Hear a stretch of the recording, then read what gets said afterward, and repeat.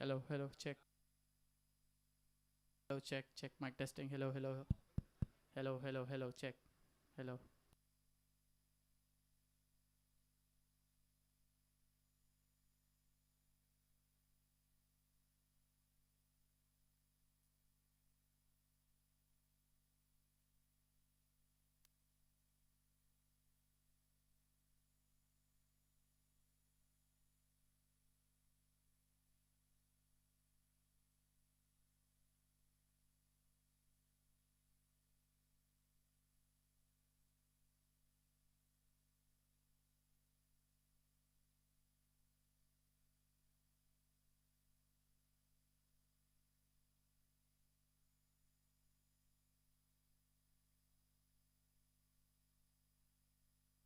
Hello, hello, hello.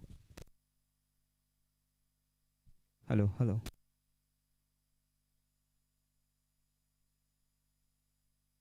Hello, hello.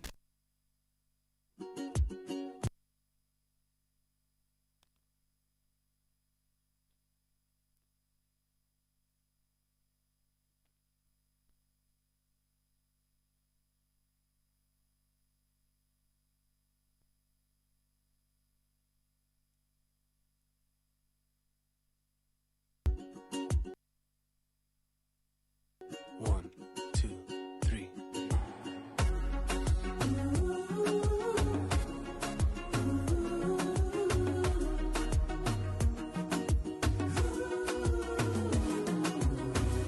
No quiero separarme de ti, ni siquiera un momento.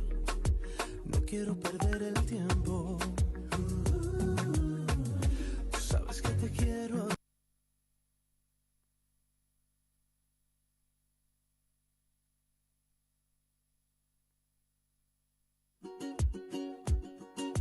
One, two, three.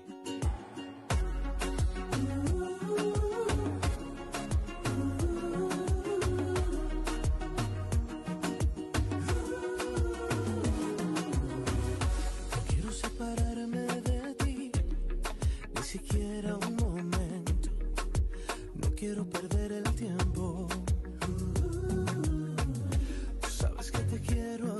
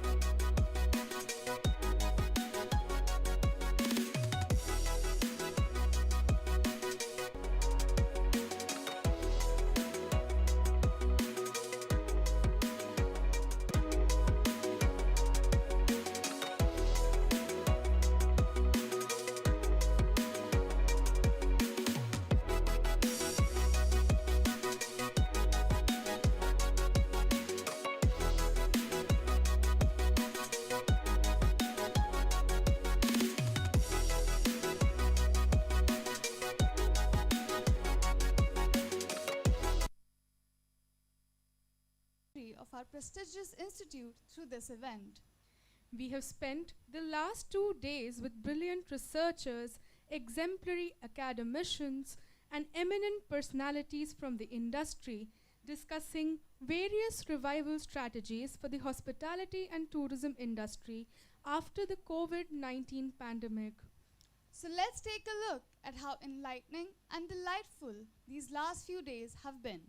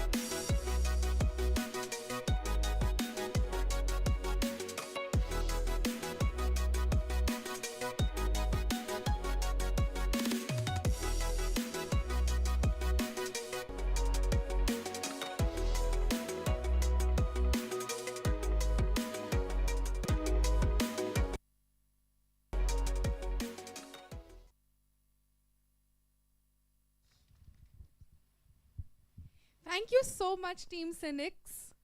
Now,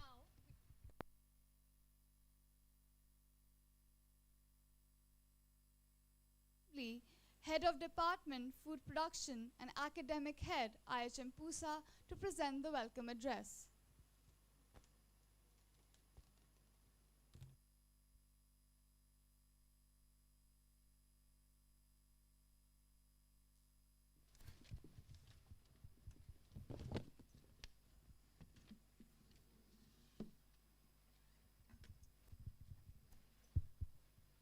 A very good morning to all. On behalf of our institute, I would like to welcome our keynote speakers on the day 3 of the International Conference on Hospitality and Tourism, the Revival Strategies. I extend a warm welcome to Dr. Bharat Josham, Professor, University of North Texas, USA, Mr. Vikram Aditya Singh, CEO, The Claridges, and Dr. A.K. Singh, Director, ICAR, IARI. I would also take this opportunity to welcome our eminent personalities, Mr. Saeed Sherwani, Mr. Himmat Anand, Mr. Nikhil Sharma, and Mr. Mandeep Singh Lamba, who are the panelists and the moderator for the panel discussion on hospitality, education and career, Future Ahead. A warm welcome to all principals present, paper presenters, participants, faculty and students. As we are all aware that this conference has provided us with an ideal premier interdisciplinary platform which links the academics and the professional practitioners who have extensive knowledge and experience of management of operations both in pre and post-COVID scenario. Hence, we are confident that with all the sharing of experiences and the discussions on this platform, there will be a clarity on the strategic path that needs to be adopted for the revival of the hospitality and the tourism sector. Once again, a warm welcome to one and all. Thank you.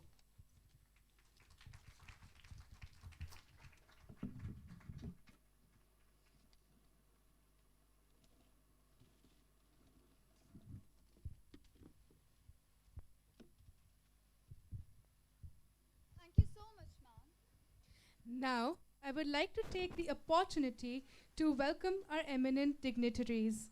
I request Ms. Nimisha Seth, HOD, Food and Beverage Service, IHM Pusa, to welcome Dr. Bharat M. Josiam, Professor, University of North Texas, USA.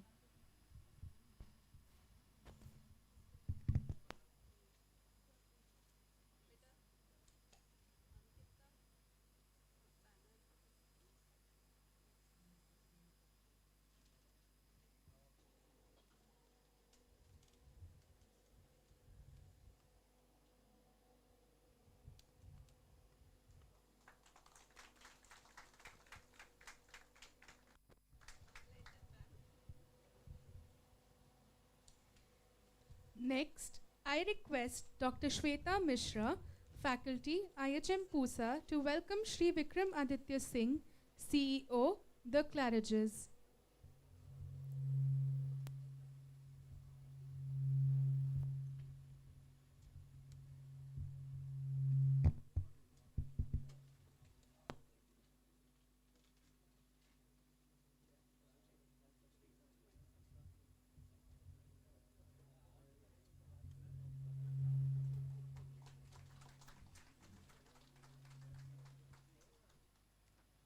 I request Ms. Nimisha Seth to welcome Dr. A.K. Singh, Director, ICAR, IARI.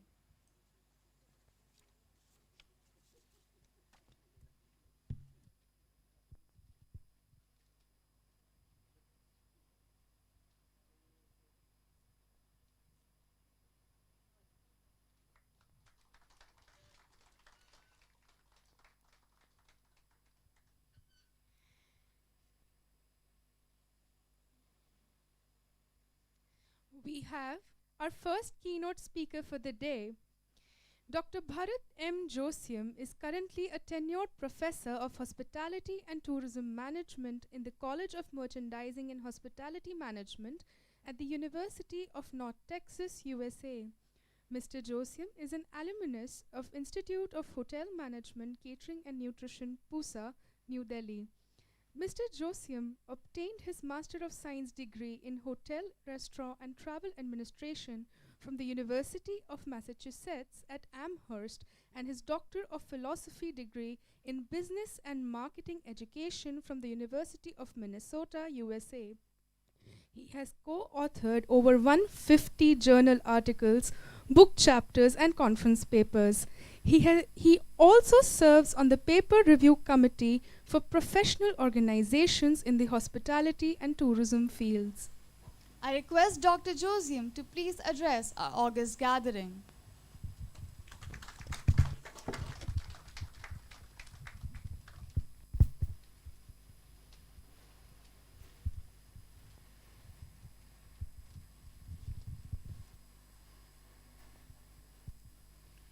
Good morning, ladies and gentlemen, and my greetings to the eminent dignitaries and particularly Principal Pant and the team of Institute of Hospitality Management here, who are doing an amazing job.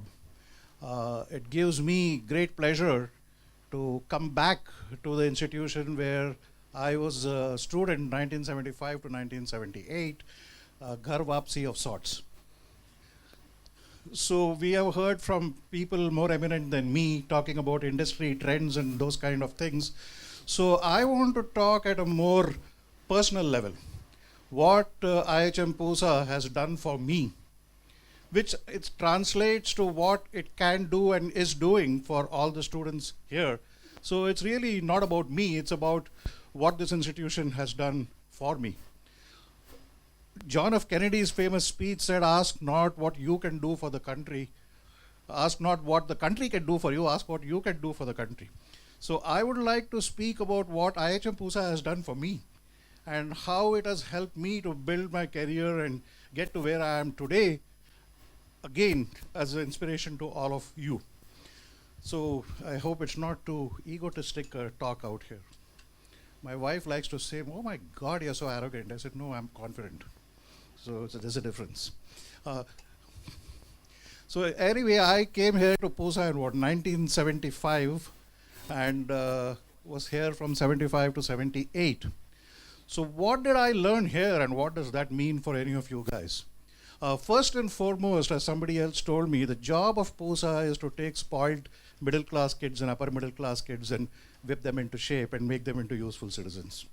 It certainly did that for me, starting with the cookery class where we had to stand for the first time in my life for 4 hours continuously and do that. So in 3 years, of course, we learned management, cookery, bakery, cost control, accounting, all of those things. What is the takeaway? The takeaway here is really that it is always good to start your education in a structured curriculum which builds upon different aspects of it. That is the marketing, the management, the operational skills, hotel operations, all of that, because you don't know what will happen to you for 40 years of your career. And in the modern world today, especially when I graduated, our opportunities were limited. We were looking at a lifetime job in one company and so on. But today the world is changing very quickly. And when you have that structured education as a foundation, you can go anywhere and people are going anywhere from that. So Pusa is not just about you becoming a chef or about becoming a hotel manager, but Pusa is about preparing you as a professional to take on challenges in the modern world and to thrive and be successful in all of that. My PhD is in education. So one of the things I've learned a lot in my PhD classes is what is a structured curriculum? What is the purpose of that and what does it do for you? So when you are in the cookery class and you are making, chicken makhani or whatever it is, that cookery class is not just teaching you the recipe of chicken makhani. I mean, that's a small part of it. The cookery curriculum is teaching you the principles and methods of cooking Indian food, Western food, all of that, so that you can apply those principles not just in cookery or anywhere else for that matter.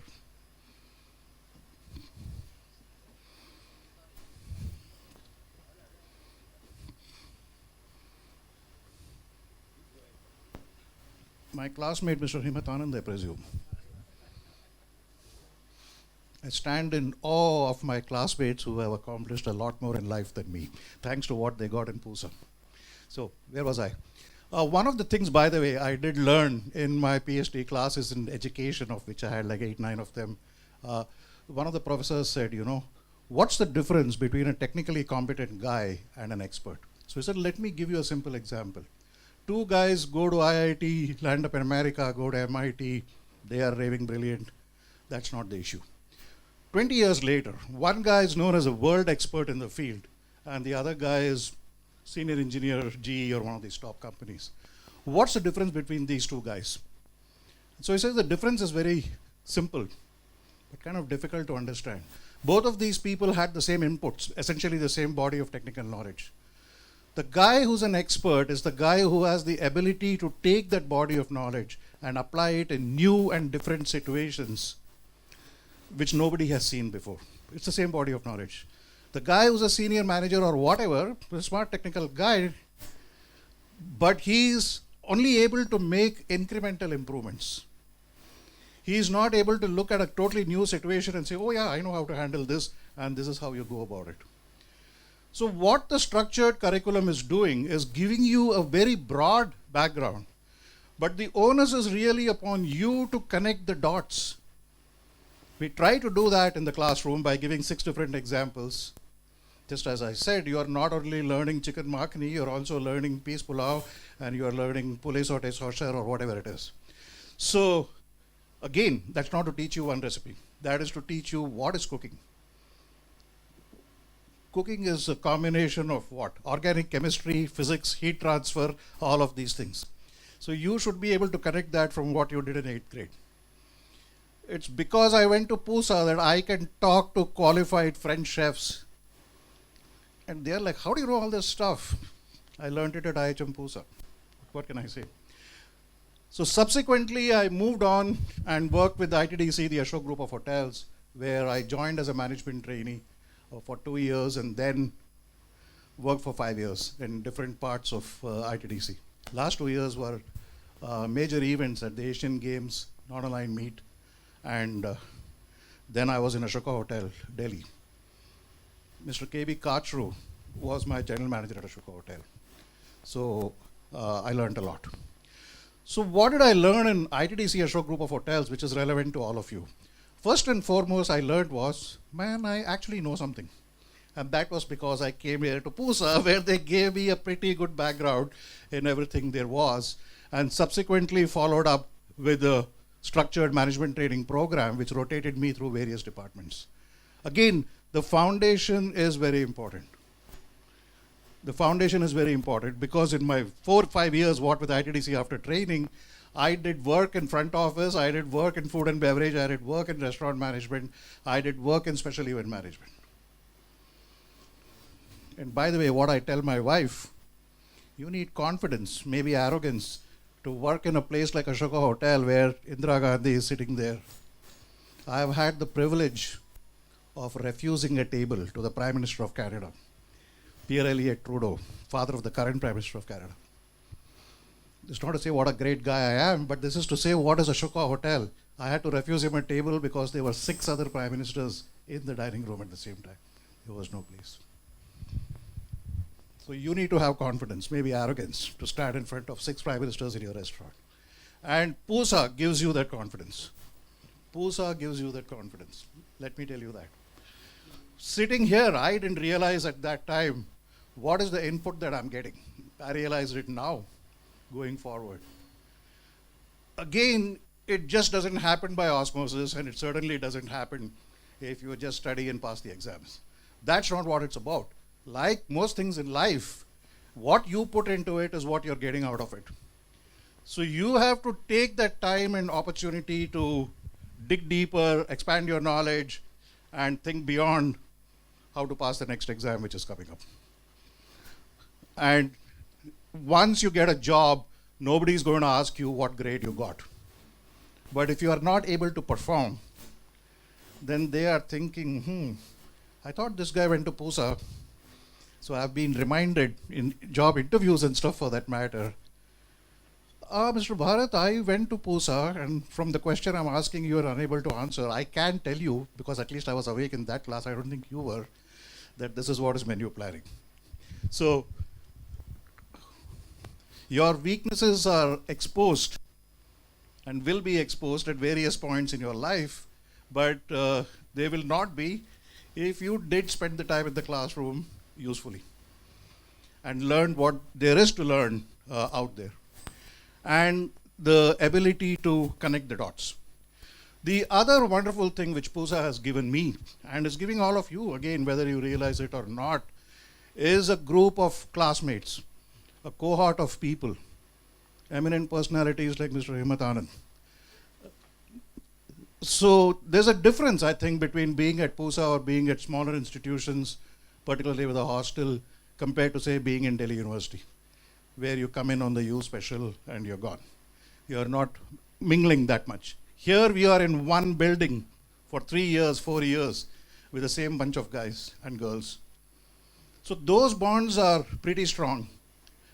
The person sitting next to you today is your professional network for the rest of your life.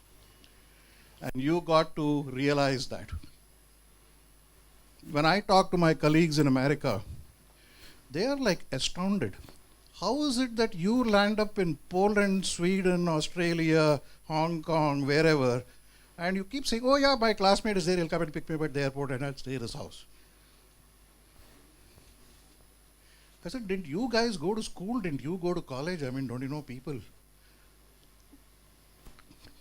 But the other answer to that, which is worth knowing, is that it doesn't happen automatically. If people are coming to pick me up and take me to their house, it is because I have had so many people of my classmates stay in my house. I have picked up so many people, dropped off so many people, and so on.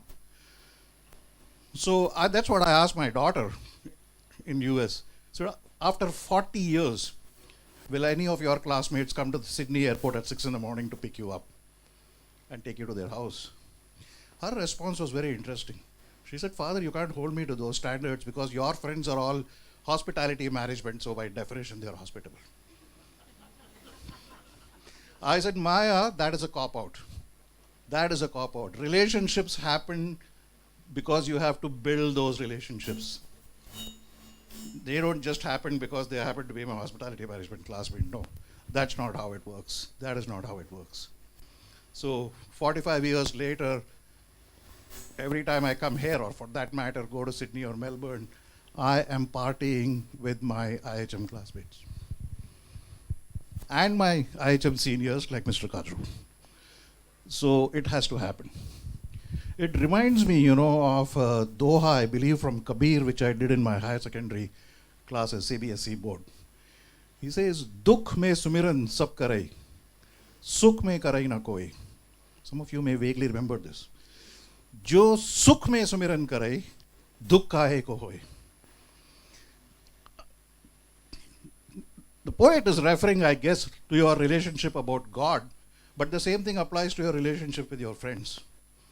If you're only reaching out to your friends and asking them for their help, and otherwise you're not reaching out, after 2 such occasions, they will avoid your phone calls and cross the room to the other side. So relationships, again, are built by asking other people, what can I do for you, not what you can do for me. And it is a lifelong process, and it is the spirit of hospitality. With specific reference to Pusa and meeting my classmates, let me tell you what is hospitality. So I arrive in Sydney, well, Melbourne to be precise, and I'm picked up at the airport by my classmate, Mukesh Sharma, whose wife is my classmate, Rashmi Arora, whose mother is my cookery head of department, Mrs. Arora. So I land up in their house. By the way, in 3 years, I've never once spoken to Mukesh Sharma. He was in the other class. I only spoke to Rashmi Arora because she was at ITDC with me.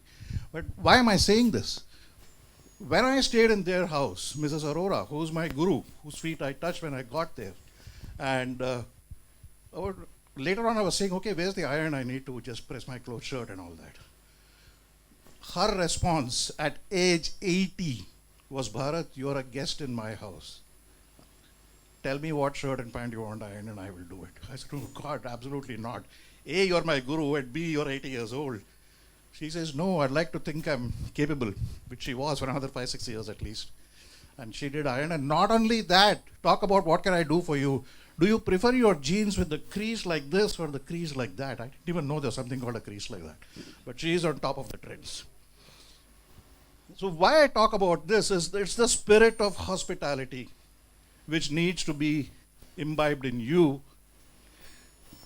And what is that spirit of hospitality is what can I do for you, not what you can do for me.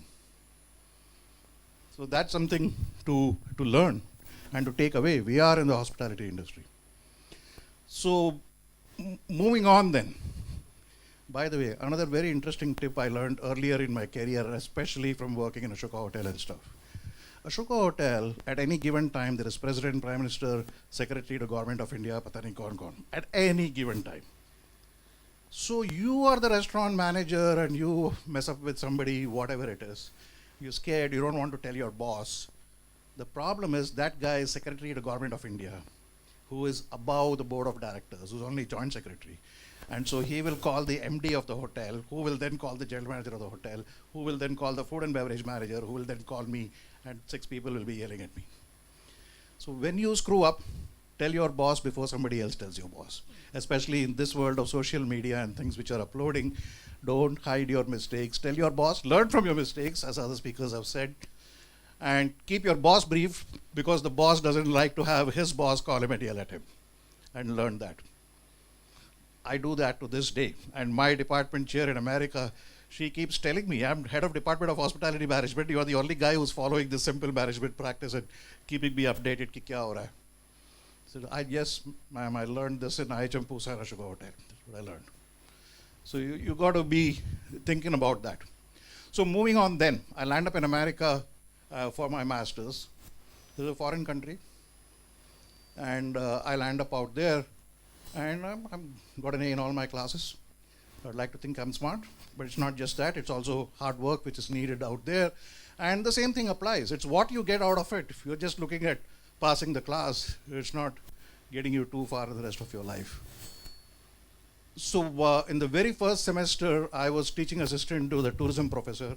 And that was a cool job, actually. I never did anything. The guy was smart and hardworking and didn't need me. So I got paid for doing nothing much. He had a big fight with the university and left one day before the next semester started. The head of department called me and asked me to teach the class, not be teaching assistant, because I was recommended by the professor. And 3-4 of my white classmates who were senior to me and Americans, I'm a foreigner in this country, came to me and said, how come head of department asked you? He knows I'm graduating, I'm looking for a teaching job. You should have asked him. I said, don't ask me. He asked me because he thinks I'm capable. For whatever reason, he doesn't think you're capable. So I can't help you. So why am I capable? Because I went to IHM Pusa. Because I worked in ITDC and learned a lot before going to grad school. And I was able to absorb what the professors were talking about in grad school because of the work experience and the attitude out here. As Pusa has moved up the academic food chain and is awarding master's degrees and PhDs and so on in collaboration with IGNOU, it's worth talking, especially to the audience here of grad students, what is grad school, what is PhD, and all of these things. And the first thing I want to emphasize is that learning never stops. It's a lifelong process. And today it is enforced by diktat. So the system has always been there in America. There is no such thing as timescale promotion as a professor. You start on tenure track, which be as assistant professor, which means you are working for 6 years and your file goes up for evaluation. At which point, if they say no, you're out of the job and you have to look for the next job. And the criteria are pretty much defined. You have to produce X number of papers published in X number of quality journals, all of these things. It's pretty much cut and dry. So then you get tenure, which is supposedly the last safe job in America. They can't fire you that easily. And but then you want to move up to the next level because now you're associate professor, you want to become full professor. Full professor, the bar is substantially higher to make that jump. And again, just because, okay, I got tenure, nobody can fire me now, you can't stop being productive. So you have to, again, be a learner, have an open mind, look at research opportunities, publish papers, go to conferences, all of these things at a continual level. There is no finish line. That is something to remember, कि इतनी दूर पहुंच गए और नौकरी पक्की है तो I can slack off. I think those days are over. So what has happened in America historically, which has impacted the whole world of academia worldwide, through Fulbright program and stuff like that, for last 50 years they have been getting eminent personalities from every field in America for higher studies. All of these guys have now come back to China, to Hong Kong, to Macau, to Singapore, to Malaysia, to India, and I've met all these people at conferences. And the first thing they have done in their universities have said, time scale promotion is not happening. You will be evaluated. And here is the list of journals in which we want to see your publication. I have talked with professors across the world, and this is what has happened. So I asked them, how come suddenly this has happened? Well, sir, our president of the university got his PhD from Stanford or whatever it is, and so that's where he is. Out here, same thing is very much happening right here with the UGC has stepped in and made it clear that this is what is required out here. So the point I want to emphasize is there is no finish line when it comes to learning. And I'm not just speaking as an academic. Himmat and others will tell you the same thing. Himmat started his career on the travel field, but now he's ghar wapsi, he's back in the hotel field. So there is no end to learning. Life is constantly changing. You have to look at opportunities, you have to look at where the growth is, and you'll end up there. So 20 years in academia, 35 years in academia in America. And people keep asking, how the hell do you know all this stuff? You can talk about food, you can talk about wine, you can talk about hotels, you can talk about restaurants, cost control. And all I tell them, I went to IHM Pusa people, I learned it all out here. It is true, it is true. And that's what you need to get out of that. So I don't want to keep going on about what a great guy I am. I would like to think I suffer from no insecurities and I know what a great guy I am, so I don't need to convince you about that. But the point of that again was to inspire you and urge you to think deeper. So I would just like to say that the growth opportunities in India are tremendous. And just like in tech and other fields, where the Indians are starting in Microsoft India and ending up as CEO of Microsoft in America, the same thing is already happening in the hotel industry, where every major brand is here and managers are being dispatched all over the world by Marriott, Hyatt, and so on, precisely because they did go to IHM Pusa and learn something here, which they are not finding elsewhere. So the opportunities for every one of you is global and is yours for the taking. India itself has tremendous tourist potential, which we have not even scratched the surface out here. I went to Cambodia, to Angkor Wat. The whole country's tourism is running on one monument, Angkor Wat. And they charge you $75 US to enter the place. And now I believe they just jacked it up to $100. The एक monument पे पूरी country का tourism चलाया हुआ है. I mean, think of what we have in India, which is yet, we have barely scratched the surface. So the opportunities here are tremendous and something to look forward to. What is happening here in COVID is a blip on the horizon, but it has not stopped the industry to look at options. And as we heard from the keynote speakers, they have looked at other market segments, particularly the leisure travel and so on, and have tapped into that in line with the growth in India of HNI, high net worth individuals and others who are ready to pay. So I would just like to end with a simple line. Remember, hum kisi se kam nahi. So you guys should go forth and conquer the world because you are capable of it, and Pusa is making you capable of it. That's really all I want to say. You've heard enough technical stuff and we'll be hearing more from people in the field. I'm an academic. So that's really all I need to say. Thank you very much.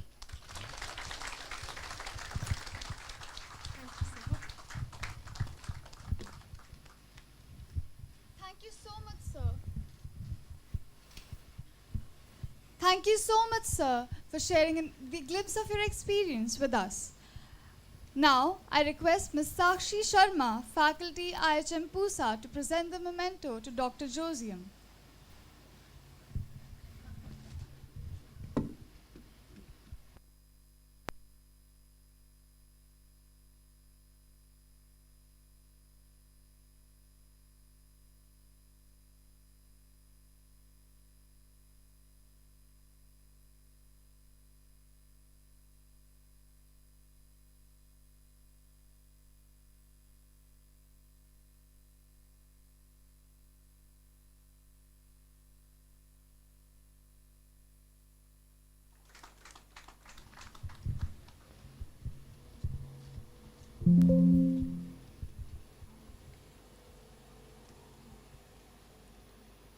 For our next keynote speech, we have Shri Vikram Aditya Singh. Shri Vikram Aditya Singh is the CEO of Claridge's Collection and completed his MBA from EHL. Sir is a multilingual and culturally astute European-trained and educated luxury hotelier and restaurateur. With former experience in luxurious properties such as Four Seasons, Oberoi, Taj, and other marquee properties, Sir has an excellent track record in F&B, luxury service design, revenue management, asset programming and marketing, travel partner and colleague relationships as well. I request Mr. Singh to address our audience with his enlightening words.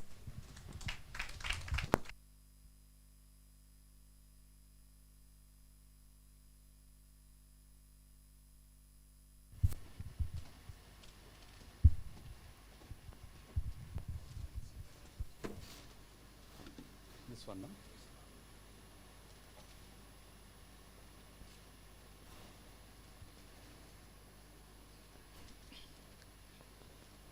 Namaskar.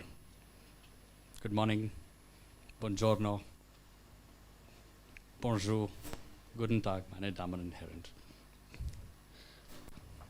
Standing here at this wonderful institute, we all speak the language of hospitality, which is international. I didn't have the good fortune of going to IHM Pusa. I did try though, and didn't get in. And I had to go and study in the mountains in Switzerland and in Ithaca and once again in Switzerland. But in my career, I've met so many stalwarts that have graduated from IHM Pusa that I have often wondered that perhaps I should have gone there. So if you're doing a PhD program one day, I may,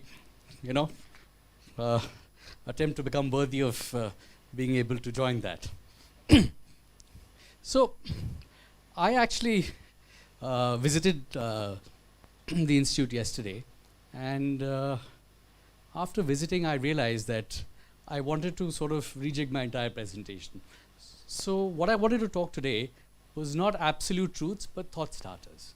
And I'm known to be unconventional, and I work in the non-commoditized version of the hospitality industry, which is focusing on how you can realize your potential, how you can take properties which are lagging behind into high performance parameters. So without further ado, there are a lot of slides, so I'm going to flash this quickly. Survive, revive, and thrive.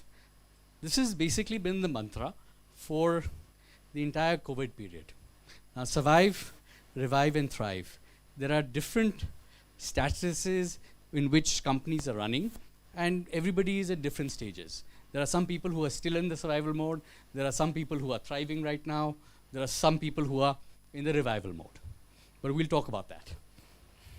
Let's look at the early impact on business as a whole. There's a wonderful book that I read, and so I put this together last evening because I felt it's a great book. Scott Galloway, a professor at NYU Stern School of Business, presents a very clear-eyed view. And I put the top 20 insights from this. E-commerce shares went up. A large portion of the stimulus capital that entered US capital markets went towards innovative firms. Just as an example, Tesla's valuation exceeds Toyota, Daimler, Volkswagen, and Honda combined, even though it will manufacture only 400 cars rather than 26 million cars. What does this have relevance to the hospitality industry? Anything that we do going forward must be sustainable. If you do not do sustainability, you will become irrelevant. 82% of corporate leaders plan to allow partial remote work. Why not?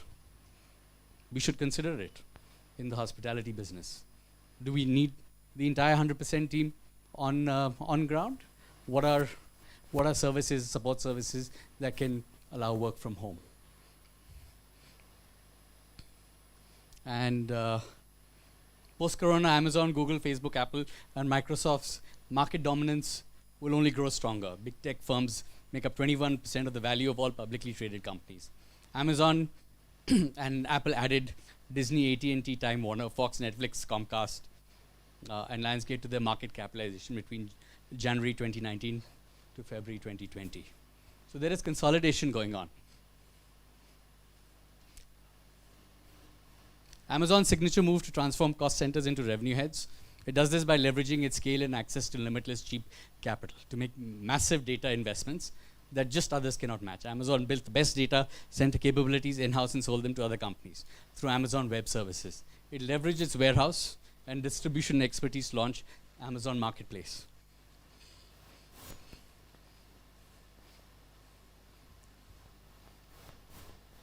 And the big prediction is that big tech companies will now move into academia.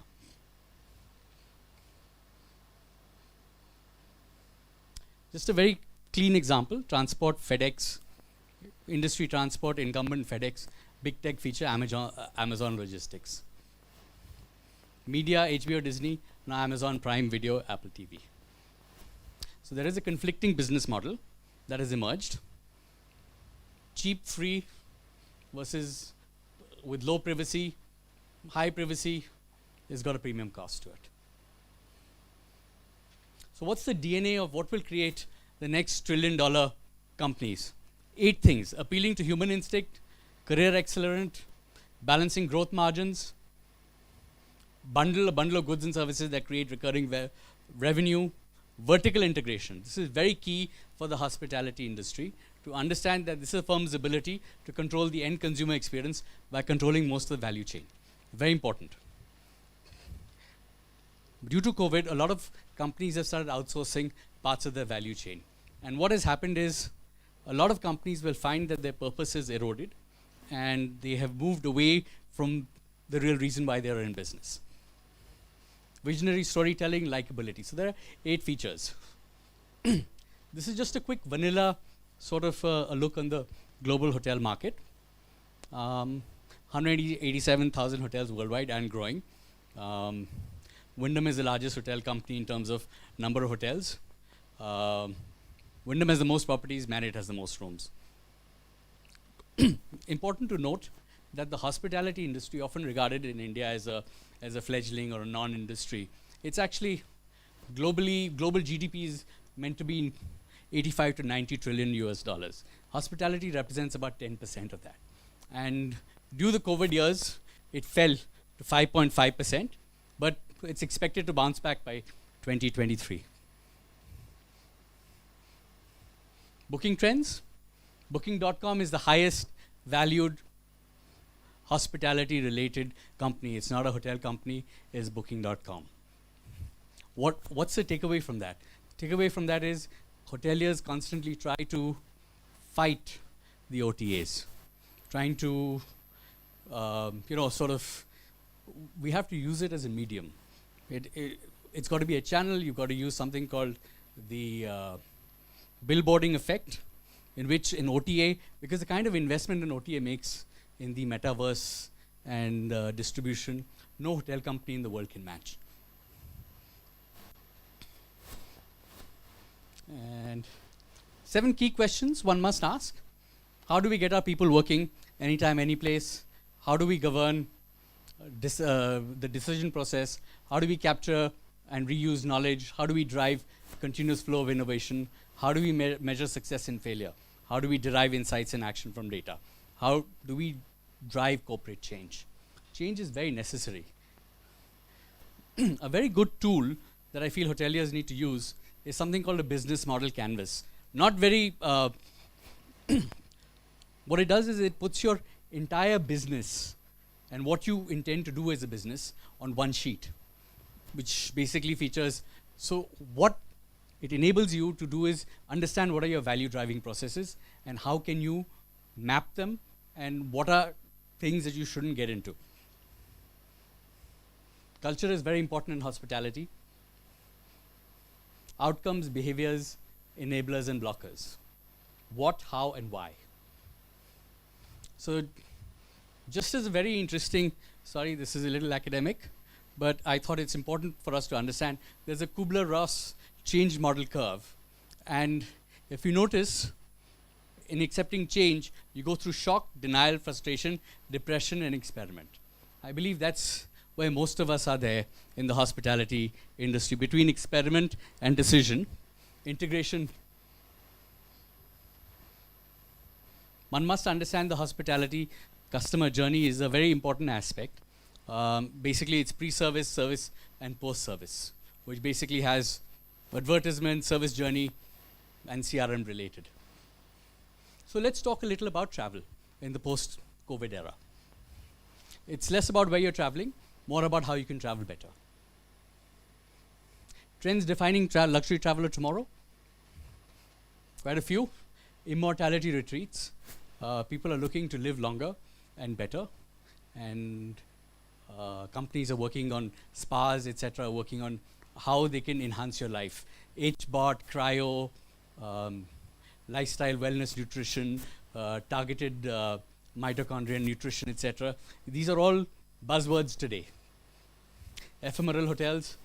I must tell you about ephemeral hotels. One sec. Yeah. Ephemeral hotels.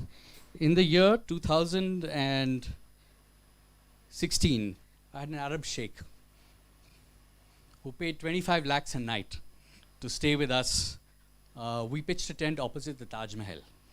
It was a fairly regular tent. Paid 50 lakhs in 2 nights. Just one tent. And the reason for that was we pitched a tent, did a dinner. It was on the opposite bank of the river with a great view of the Taj. At moonlight, it was somebody's farm. We sort of did it there. And 25 lakhs a night. 3 nights. After it was done, we wrapped it up. We filmed it and told him, never before, never again. And that's what an ephemeral hotel concept is.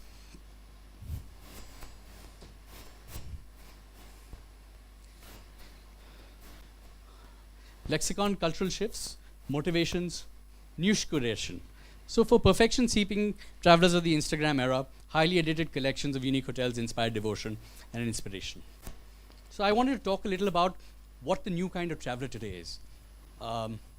Design Hotels came up with a concept called the Promatic Traveler. Sustainability will, by necessity, emerge as the central thrust of society over the next decade. This shift is poised to give rise to a new kind of traveler, the Promad.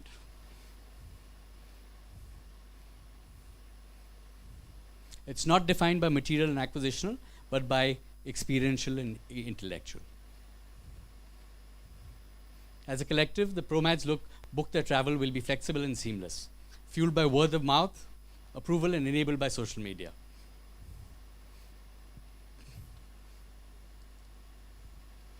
They see the brands as fluid, collaborative, and purpose or mission driven. They're connective, creative, culturally acquisitive, and fettered. More than zero. We talk a lot about zero. Why not more than zero? Why don't we do positive? You know, you say, I want to be net zero by 2030, or most hotel companies are looking at that. Why can't we give back? Local tourism is here to stay. The trust you will have to deliver on for the Promatic Traveler. Over the coming decade, the values and mindsets of travelers will drive innovation within the industry as we witness the emergence of new concepts, services, and approaches aimed at the Promatic Traveler.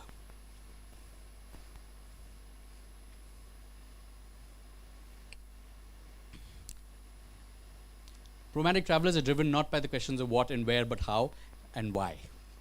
They will seek simplicity and the notion of things being enough rather than excess. It's a way in how we need to sort of cater our offerings to this new kind of traveler who will emerge, the millennials and the zillennials, the Generation Z. Some key takeaways. And what will drive the imagination and fuel travel in the times to come? Active personalization.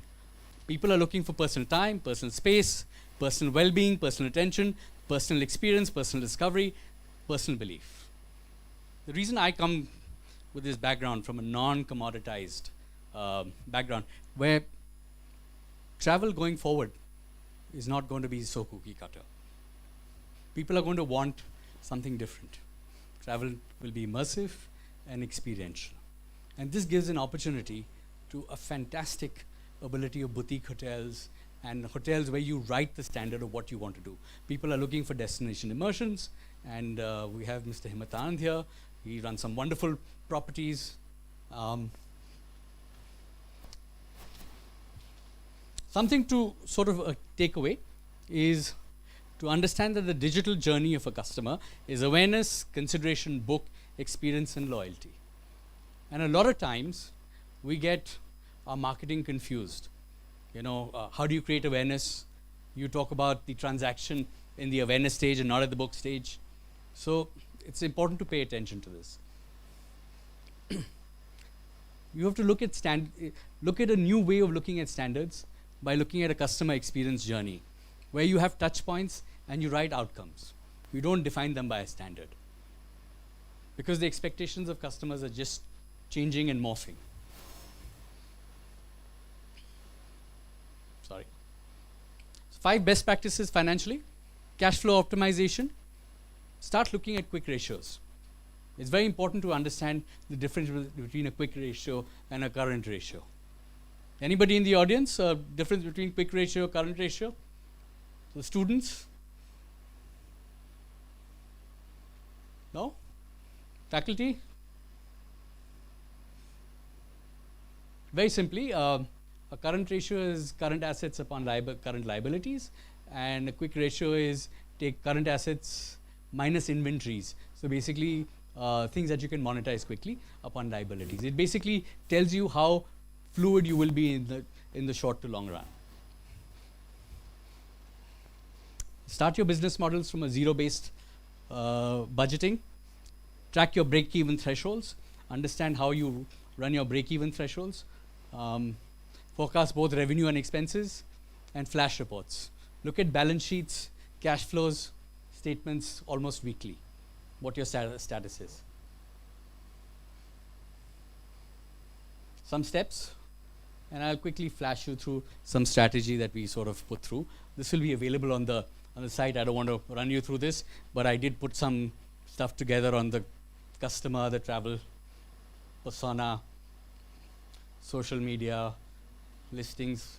These are some ideas on how you can revive travel when it's on pause, when it's on recovery trends, planning for travel demand strengthening, align with your revenue manager, recovery strategy, how do you prepare your website. So this should be available to you through the portal. This I thought would be a good takeaway for you to sort of go through.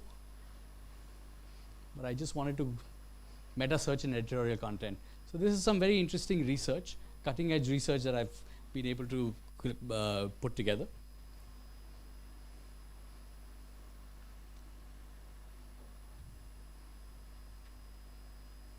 Very important, I just wanted to bring a reference to Porter's value chain model. It's very important to understand that what the value chain model is, and how is your company or your business adding value and creating value.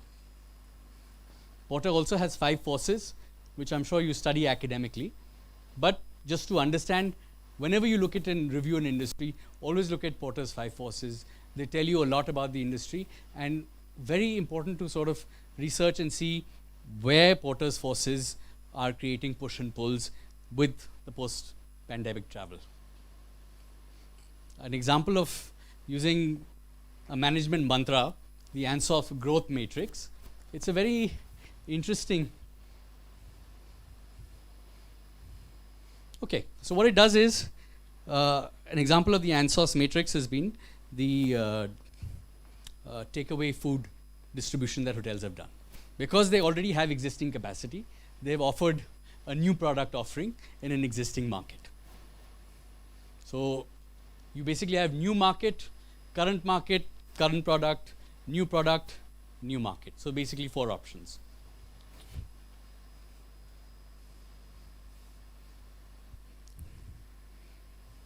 And I think one of the last slides I wanted to talk to you about was, I got this. I've been at the forefront at transforming hotel companies.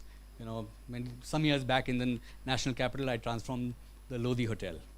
It used to be 50 crore top line with a minus 5 crores at the bottom line, to 128 at the top line and 25 at EBITDA level. Now the transformation doesn't happen just because you do, you start marketing better and all that. People would like you to believe that, but that's not really true. The truth is that this is a mantra that we use. Purpose, value, culture. Who we are. How we operate, structure, decision making, talent. How we grow, ecosystem, tech platforms, learning. McKinsey's research backs what we've always talked about. When you run your businesses, define its purpose, live your vision, live your values, and you will always succeed. I just wanted to talk to you about the Veblen effect. I don't know if a lot of you have heard of this, but I got this. I thought it's very interesting. At 23, Julius Caesar was a junior politician on the way up, and he had substantial advantages, confidence and brains, just like Professor. While sailing across the agency, he was captured by Sicilian pirates. They demanded a ransom, 20 talents of silver. That is about 620 kgs, worth about $600,000 today. Caesar told them that they were being ridiculous. He couldn't possibly allow himself to be ransomed so cheaply. The pirates hesitated. They were confused. Caesar insisted the ransom must be raised to 50 talents of silver, around 1550 kg, worth about 1.5 million. Now the pirates had no idea what to make of this. Normally the captives tried to escape as cheaply. Basically, they took the larger ransom. Caesar's men went back to Rome, got the money, got him released. They didn't know who Caesar was, but people assumed he must be someone very special, he must be incredibly important. Thus, they did demand for an enormous sum of money. He had just invented the Veblen effect, although Thorsten Veblen wouldn't give it that name for another 2,000 years. The Veblen effect is an illusionary psychological strategy that has been in use for generations. For thousands of years, it describes the phenomena where consumers perceive higher priced goods to have greater value and be much better than they actually are, simply because they cost more. Ironically, despite all the knowledge and advancement, as well as awareness and detailed understanding of it, the Veblen effect continues to persist. There are many examples, some high-end products. These products may not be better functionally than their cheap alternative, but their higher prices alone make them seem better, more valuable, and therefore much more. Caesar effectively made himself a Veblen brand. He placed a much higher value on himself than anyone in Rome. But as far as anyone in Rome knew, it wasn't he had done it, it was an independent valuation because the pirates asked for the money, which made it credible and authentic. And because Caesar was so highly valued, his men had little trouble raising the ransom. They returned to the island and freed him. Caesar did get the money back, rich and famous, and he became one of the largest conquerors. A very good example of the Veblen effect is Johnnie Walker Double Black Scotch Whiskey. Johnnie Walker, the basic JW Black is labeled as being at least 12 years old, but JW Black, Double Black has no age statement. Nevertheless, JW Black, Double Black is sold at a higher price than the basic JW Black, based on the perceived notion that Double Black must be much better than just black. And it's reinforced by Double Black by being much costlier than black. That's how the human mind works. So how do you take this back into hospitality and pricing? Put a tag for your experience. For people who are not just selling veg and fruits and vegetables and transport services, we're selling experiences. When you package it as an experience, you create value. And the value of being able to produce that is incredible. This hospitality business is here to stay. The need for travel is a primal desire to get to visit places, know people, understand cultures, taste their food, get to understand their languages. So this will persist. What we in the hospitality industry are, we're curators of experiences. And we need to take that role with aplomb. Thank you very much.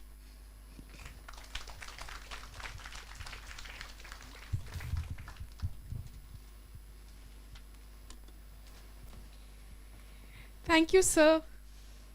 I now request Ms. Mamta Bisht to please present sir with a memento.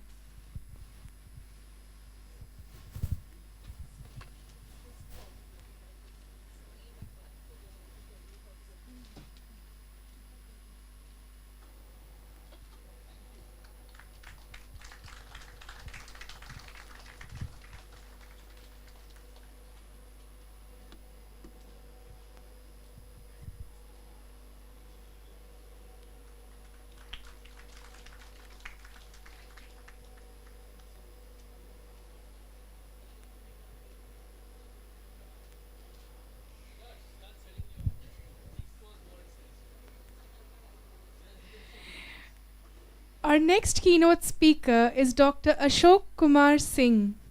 Dr. Ashok Kumar Singh did his graduation and post-graduation in genetics and plant breeding from Banaras Hindu University, Varanasi, and PhD in genetics from Indian Agricultural Research Institute, New Delhi.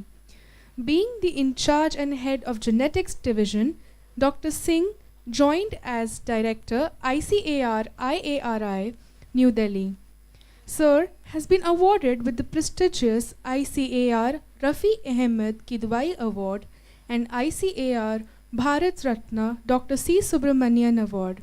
He has also been recognized with IARI Best Teacher Award, IARI BP Pal Award, ICAR Special Recognition Certificate, Agriculture Leadership Award, Borlaug Award, Dr. A.S. Chima Award and Shri Om Prakash Bhasin Award.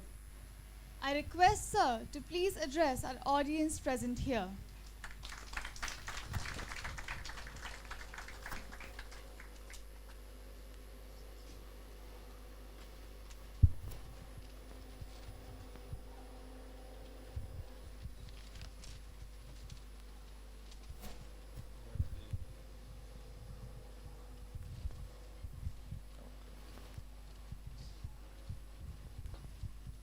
A very good morning to each one of you, and what a pleasure to listen to two previous speaker, and particularly Bharat. I was counting the number of time he referred Pusa, and I could count till 35. After that I stopped counting.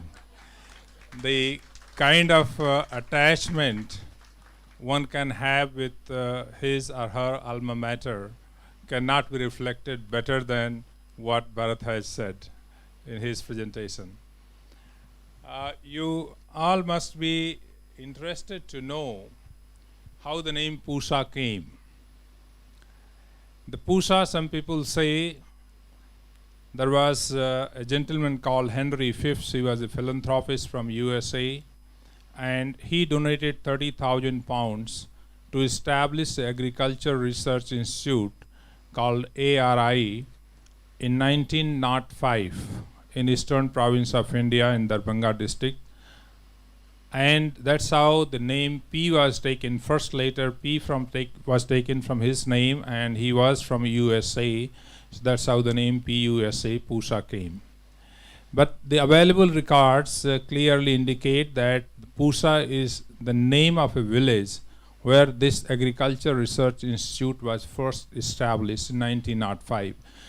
By then British government, the idea was to have a solid research program in agriculture so that country becomes self-sufficient in food production, because we were importing a lot of food grains from other countries to meet our domestic demand. So 1934, there was a massive earthquake. Because of that, the whole building was devastated there, and it was shifted to its current location in Delhi. And the name Pusa came from there. So that's how you have Pusa Road, Pusa Institute, and IHM Pusa. This institute where we stand now was part of Indian Agricultural Research Institute, IARI, till late 70s, I guess, and Pansa will correct me on the exact date. And it was then separated as an independent institute later. Now, Pusa has been, of course, like Bharat, responsible for producing many very distinguished alumni, which include Professor Swaminathan, who was a student here in 1947, at the time of partition almost, and he served this institute for very long as director of the institute, the position on which I have privilege to serve. He got World Food Prize. Then the second person, Dr. Wassel, is a world-renowned scientist on maize who developed biofortified maize varieties with quality protein maize, high protein and provitamin A rich maize. He was also awarded World Food Prize. And Dr. Sanjay Rajaram, last year he got Padma Bhushan, and he is credited world over for his contribution to wheat breeding, developed more than 400 wheat varieties, and for global food security his contribution is phenomenal. Likewise, Professor Ratan Lal, who is again a very distinguished alumni of this particular institute, and he is running the campaign One Health program. So One Health starts with, you see, whether you talk of health of human, health of animal, health of plants, it all originates from the soil. If your soil is healthy, then plants that you grow on soil are healthy. The animals that feed that plant are healthy, and the human that will survive on that plant through various produce, they will be healthy. So One Health program is run by Dr. Ratan Lal, and it's a very important national, international program. He is also awarded the World Food Prize, which is equivalent to Nobel Prize in Agriculture, which has again a very interesting history. When Dr. Norman Borlaug, who brought Green Revolution by introducing CIMMYT dwarf wheat varieties from Mexico, and saved millions of people from starvation. And when it came to Nobel Committee to give him Nobel Prize, there was no discipline in which he could be awarded, because agriculture was not part of all those disciplines to which Nobel Prize is awarded. And therefore, since his contribution was towards establishing peace in the world by providing food security, he was given in the category of Nobel Peace Prize. After getting his award, he dedicated the entire money and established an equivalent award in the name of World Food Prize, which is given to the scientists working in agriculture. And these 4 alumni from IRI, they are all recipients of World Food Prize. My presentation is slightly different, and I hope you will cooperate with me to listen to me. Not much to do with the hospitality, but certainly to do a lot with the nutrition. And where we stand globally in terms of nutrition. And as a society and also as a hotel industry, it is the collective responsibility of each one of us to look at the nutrition part importantly. So if you look at the global status, you will find 2.37 billion people do not have adequate food. All those people who visit hotels, obviously they don't suffer from these kinds of disorders, but they do suffer from disorders of malnutrition. Malnutritions of different kinds, which can be described as, say for example, stunting. And stunting are in the children who have got their, the what is called the less height for the age. Those are the children called stunted children. Then we have wasted children who have less weight for their height, and then we have overweight children. So overweight is a problem everywhere that we'll find, and this is also a category of malnutrition, and this malnutrition is added by MALL, malnutrition, more in current scenario. Now the malnutrition contributes to loss in 11% of the GDP, particularly in Asia and Africa, and therefore this needs to be addressed. If you look at the distribution of various malnutrition parameters, whether it is stunting or anemia or overweight, it is widely distributed across the globe.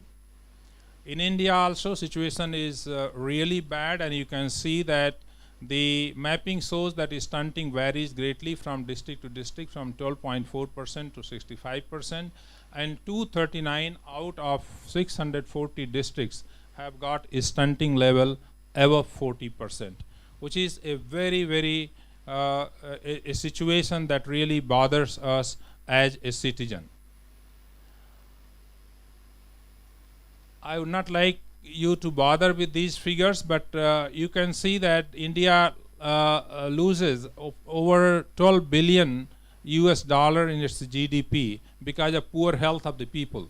The people who go to work, they are suffering from diabetes, they are suffering from blood pressure, they are suffering from all kinds of problems, whether it is depression, and therefore their output at work is very low. So if you look at all this badly affects the output of people, and therefore health should be taken in very importantly.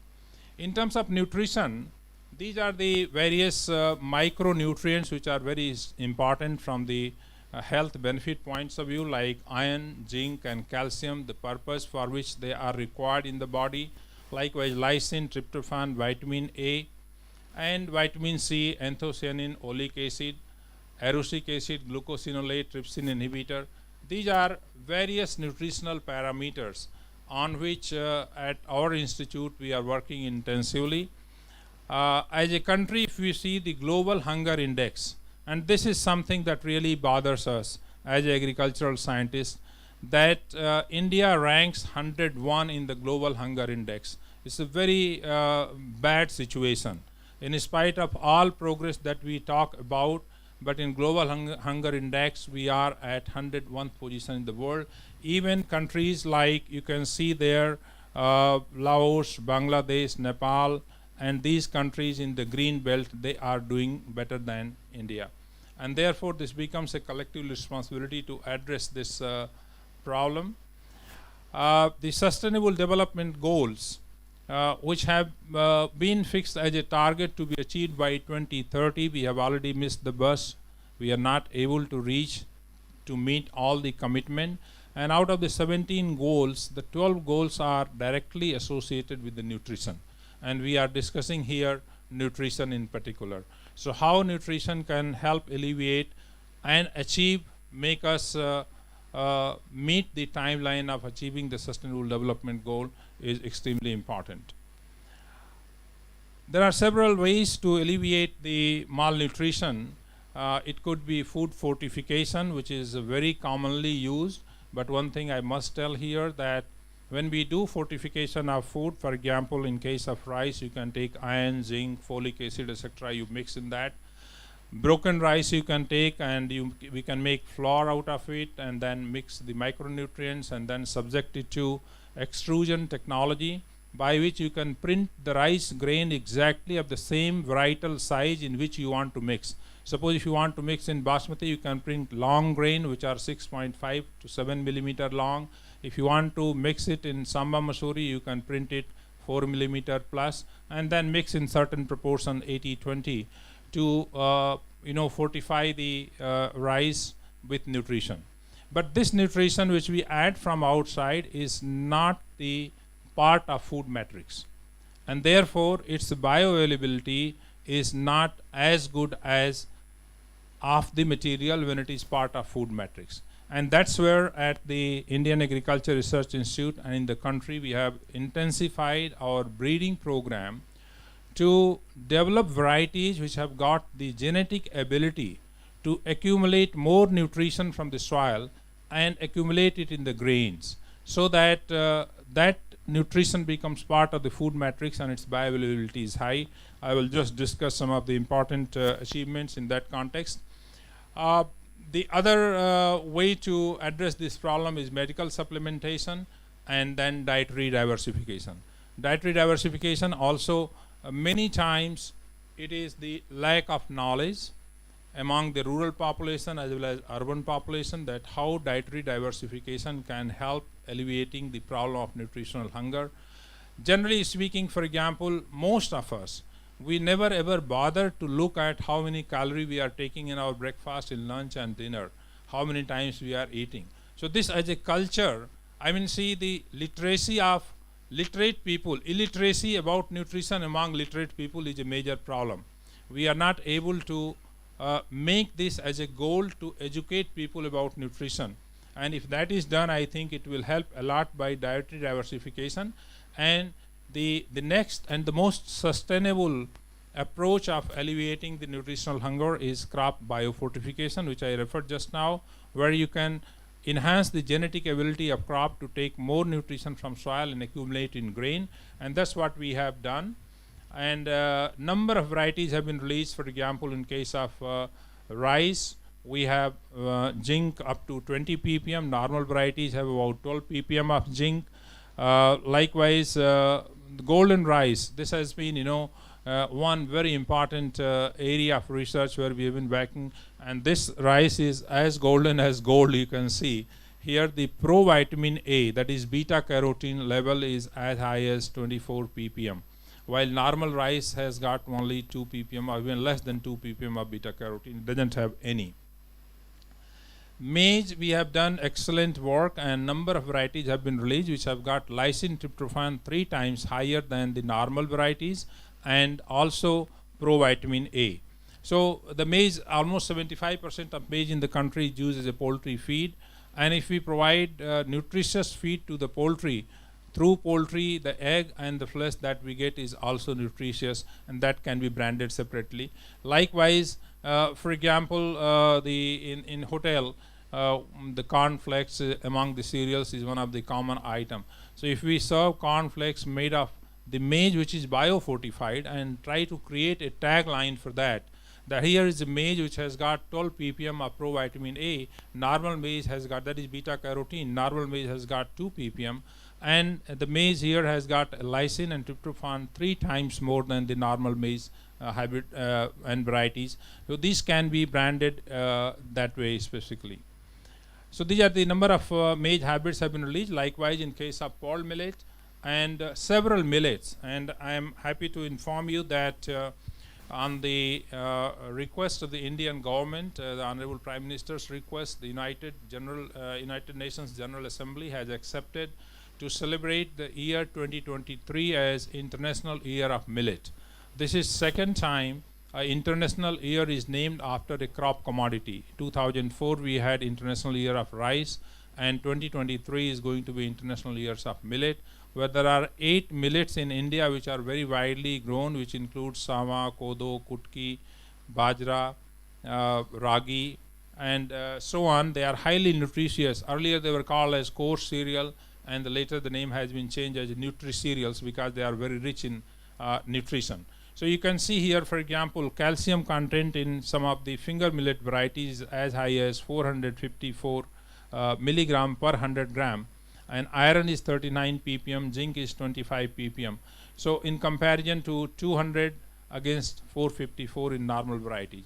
So these are the biofortified varieties. Likewise, we have got in other millets and also in case of lentil, the iron as high as 73 ppm and zinc as 51 ppm. So lentil dal is one of the most common served dal in most of the hotels.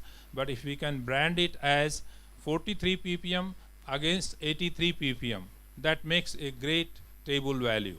And I think that's where the hotel industry can come in, chip in, get details of these products. Likewise, we have got in groundnut. In case of mustard, the oil that we generally use, mustard oil in India, has got erucic acid, one of the fatty acid, which is almost 45%. While the canola brand that comes from Europe, Canada and Australia, this has got erucic acid less than 2%. Our varieties have got 45% erucic acid. Erucic acid is implicated in the heart-related diseases.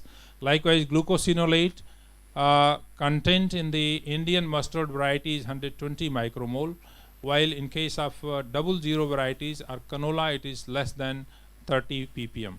So now we have developed the varieties of mustard, and this canola, in place of canola, we have developed a brand called Indola, which has got less than 2% erucic acid and less than 30 micromole of glucosinolate. So provides excellent oil and meal quality. A carrot variety with enriched with provitamin A, beta carotene has been developed, and likewise the number of other crops we have been working on, sweet potato particularly, and yam, pomegranate with high nutritional value. So total 87 varieties have been developed in past 7 years, which are biofortified with different micronutrients, and these varieties belong to different crops, and they have been dedicated by the Honorable Prime Minister to the nation. We have done a lot of experiment by feeding the biofortified maize to poultry, and see the kind of difference that it gives to the quality of meat and the egg, the yolk, color, etc. that you find when you feed them on biofortified maize rich in provitamin A. It has got high level of beta carotene. So the September 5th, 2017, Niti Aayog has launched this National Nutrition Strategy, through which we are trying to alleviate the nutritional hunger. In addition to this, in collaboration with the Hotel Management, Catering and Nutrition Institute, our scientists in biochemistry division have done some innovative research, wherein one is the bajra or pearl millet. Making chapati from bajra is very difficult. It's you can't make it because it doesn't have the gluten strength, binding strength. So what we have done by processing, we have taken the wheat gluten, and wheat gluten is mixed 10% in the bajra flour, and then it gets the same kneadability and same softness. You can make chapati from bajra, which will puff like wheat chapati, and with all the nutrition that bajra has. So this is one innovation that we have done, and we have also commercialized it through industry, and several products were prepared, in fact, in collaboration with the institute here, which were liked a lot. So you can see the number of products that have been prepared from Halur product, and they are certified by the FSSAI. Likewise, we have done the same thing for maize as well. The wheat gluten protein 10% mixed in maize flour. You can make maize chapati like that of wheat. So we have been working together with the this institute to take forward these products, and also with some of the self-help group. One of the self-help group leader, Pooja Sharma, she was awarded Nari Shakti Samman this year. She runs her bakery shop, and she provides supplies to many 5-star hotels in Delhi. She is associated and trained by our Krishi Vigyan Kendra, and in terms of knowledge from us.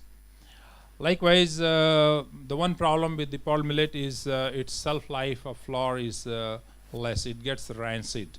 So to remove that rancidity problem, we have developed the technology by which the shelf life is improved up to 6 months.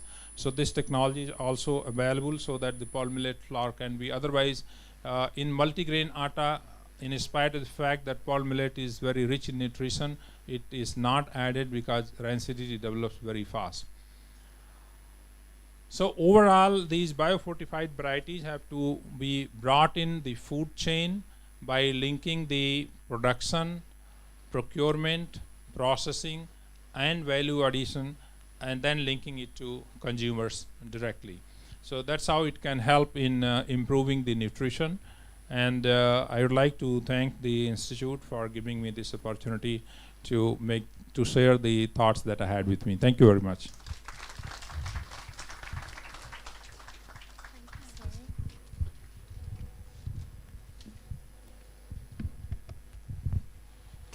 sir, for your insightful words. I request Ms. Arthi Ghai, faculty IHM Pusa, to present the memento to Dr. A.K. Singh.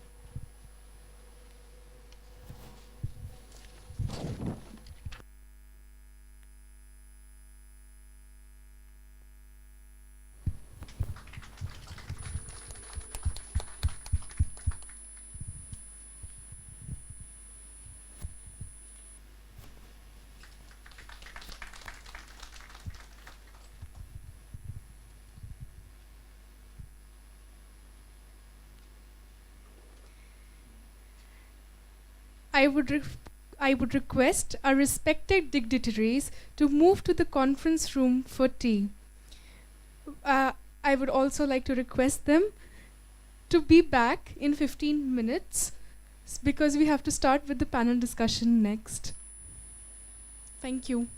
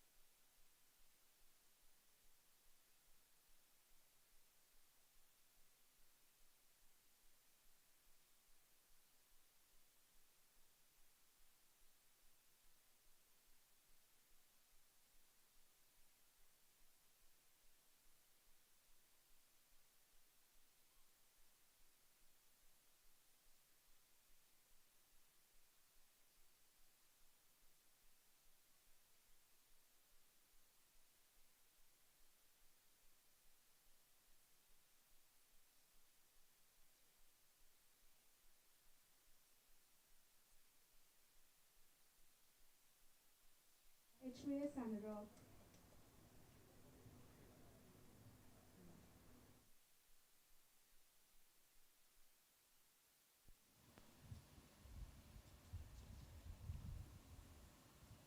Please join us on stage, sir and ma'am.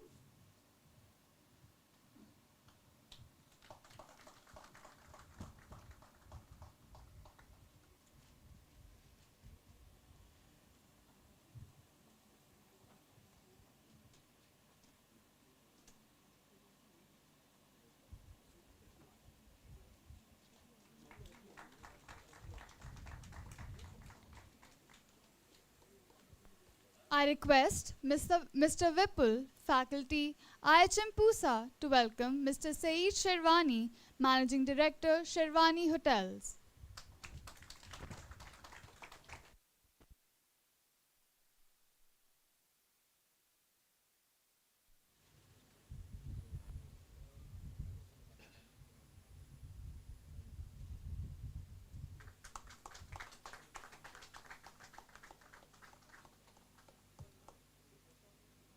Next, I request Mr. Ashish Sharma to welcome Mr. Himmat Anand, founder, Tree of Life Resorts and Hotels.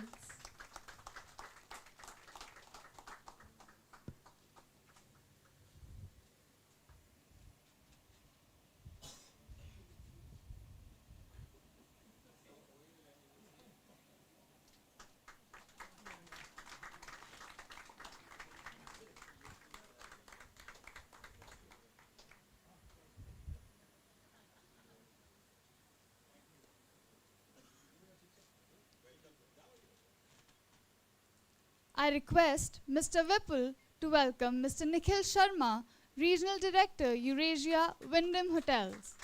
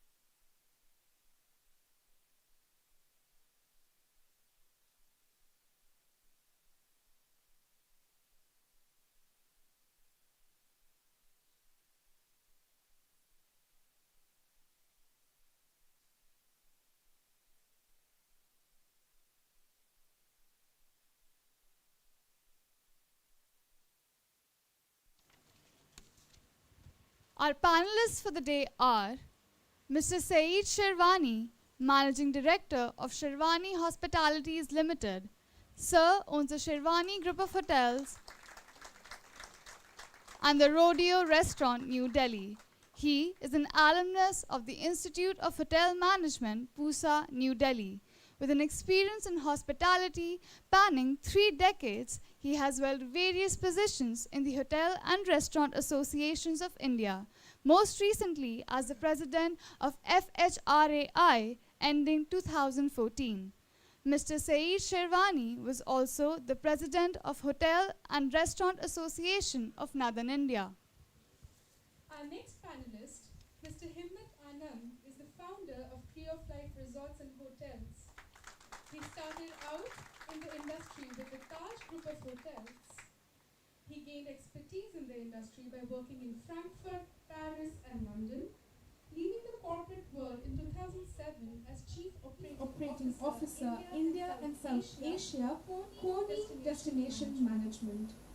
Sir started his own brand of experiential, the Tree of Life Resorts and Hotels, which operate 14 boutique properties across India and are a pet-friendly brand. Sir also launched A Dog Story, a chain of pet-loving getaways in October 2019. The chain has many branches in Jaipur, Mussoorie, Corbett Country, and Agra.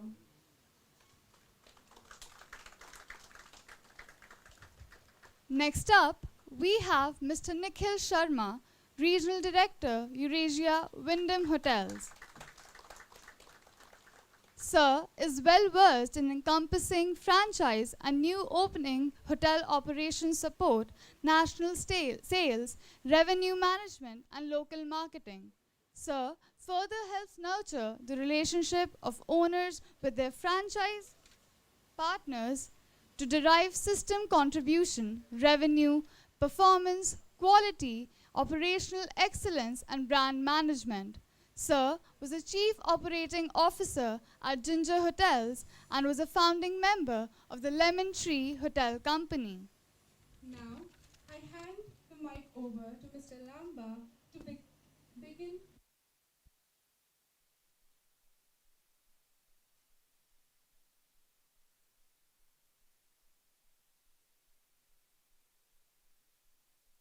To tell you this, regardless of the fact that, and I often don't want to say this out aloud, but it's been 40 years since I left this college.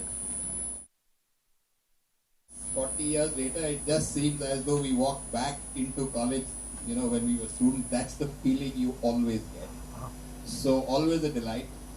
For those of you at the back, students, this is a feeling that's going to last with you for a very, very long time. And it's hard for you to imagine how it's going to be many, many years later for all of you. But I can tell you one thing that will stay with you. These are the finest years of your life. And you will cherish them. As you said. So, great to be amongst friends. All of us are alumni, alumnus of this fabulous institution, which Bharat, made us all so proud in the morning earlier, with what we have taken away from here. We are all what we are because of what we achieved here, what we took from this institute. Absolutely. But just for everyone, Nikhil and I, Nikhil not 40 years, he's a lot younger, are still wearing our suits and ties because we are salaried little professionals. But if you want to get rid of the suit and tie, look at the two entrepreneurs on either side. That's what happens when you become an entrepreneur. So I'll urge a lot of you to look at your journey as an entrepreneur. So what we're going to do today is we've been given a topic to talk about hospitality education and careers and the future, which we will do for a little period of time, and then we'll open the session for an interactive discussion. You can ask us questions, which could be on the topic or it could be on anything else. This is an opportunity to interact with seniors, so if there are any questions that you want to ask, please feel free to ask. But we'll start with what we have on hand. There's been concern about the future of hospitality for a while. Right? We've been losing students who enroll for hotel management, but ultimately at the end of the journey tend to go and work in other industries or other fields and not necessarily for hospitality. And it's been a concern for a while. And what triggered this for the industry is the COVID pandemic which happened, and when we lost a lot of people because of the pandemic, and now the industry is facing a huge resource crunch trying to bring people back and finding a reluctance in many people to come back. And a very recent news article, Kamal, which I don't know if it's entirely true, but that news article which startled everybody is that 60% of seats in IHMs remained vacant. So I find that startling. Is that entirely true, Kamal? No. With a pinch of salt. But, I mean, perhaps what it's trying to say is that it was not the same degree of enrollment that happened as was happening pre-COVID and earlier. So somewhere I think the impact is being felt by, the institutions as well. So let's talk a little bit about this, and I have a lot of very seasoned professionals, but in typical IHM protocol, we'll start with the senior most. Himmat, sir, what's your takeaway from these stories and real life incidents that we're seeing where there's a depleting pool of hospitality professionals coming out from institutions? You on? Yeah, okay. So before I start, let me just take on from Mandeep's comment about dress code. When I wear shoes, I consider myself to be formally dressed. Because I'm normally in chappals and sandals, so today I'm actually formally dressed. Let's go to what he's asked as the question. And you have a live example sitting in front of you who left not because of COVID. I left the industry within 1.5 years of joining it. So go back 1978, right? I passed out from here. First job with a leading hotel chain. As a captain, 575 rupees a month. With tips, I made 1,500 rupees in 78, which was huge money. Huge money means huge money. And why was it huge money? Because I had no time to spend it anywhere. I mean, I'd come in the morning and I never knew when I'll go home. And they never paid me overtime. So as a youngster, it was an amazing experience, right? You had an air-conditioned environment. Everything was tip-top in a 5-star hotel. You had good cafeteria food.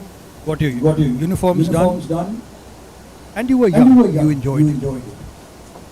But after 1.5 years, I asked myself a question. 7 years down the line, would you be willing to accept the same lifestyle? And my answer was a no. right? So I left the industry within 1.5 years with no job in hand, nothing. I said, no, this is not for me. And then I went into tourism, whatever, all that happened, and then life takes a full circle. I came back into hotels in 2007. The point I'm trying to make is, I think this is an amazing industry to be in. Is your mindset the one which will accept what the industry offers you is the question. I think a lot of young students today are enamored by the glory, by the glitz. Reality is very far away. We can have a half-day debate, but I won't go into that. But I'm just trying to say this is not an easy industry to be in. And Pansab, I think what would be worthwhile, at least for your third-year students before they pass out, probably 4 or 5 or 6 months before, get some industry people to come and do a reality check. I think there is a huge gap in what the mind is thinking they're going to get out there and what they actually get when they get there. And that is when disappointment sets in. Because half of us don't even know what we are actually going to face there. My heart actually goes out for the downline staff, the frontline staff. I think they have a damn tough job. Because no matter what happens to you, you have to have that smile on your face when you come into the hotel, irrespective of what's happening in the background. You have to deal with changing sentiments and emotions of the guest every day. Because every day there is a new check-in, there is a new check-out. And the expectations of one guest to the other are absolutely different. So how do I as a person change my wavelength ever so often on a daily basis to meet the expectations of my guest? Because that expectation is not static. It's changing every day. At times it changes every half day. So am I capable enough of coping up with those pressures is what you have to ask yourself. So I would say yes, amazing place to be in. COVID has only accelerated the whole issue, but I think it is a very tough industry. And we'll hear from the others as we go along as to what are the reasons why people are not joining this industry.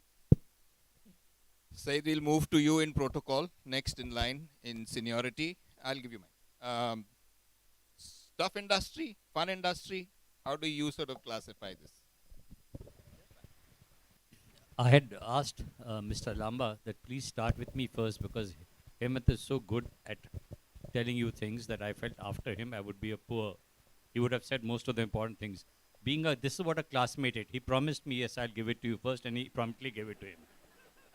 So I will just 1 second pause. You said because I am senior, you will give it to me, and that's what prompted me because Himmat is more senior. I was meaning in years, not in anyway. I think that what Mr. Himmat has said, one of the problems with our industry, we were also told in 1982, in 78, that the guest is always right.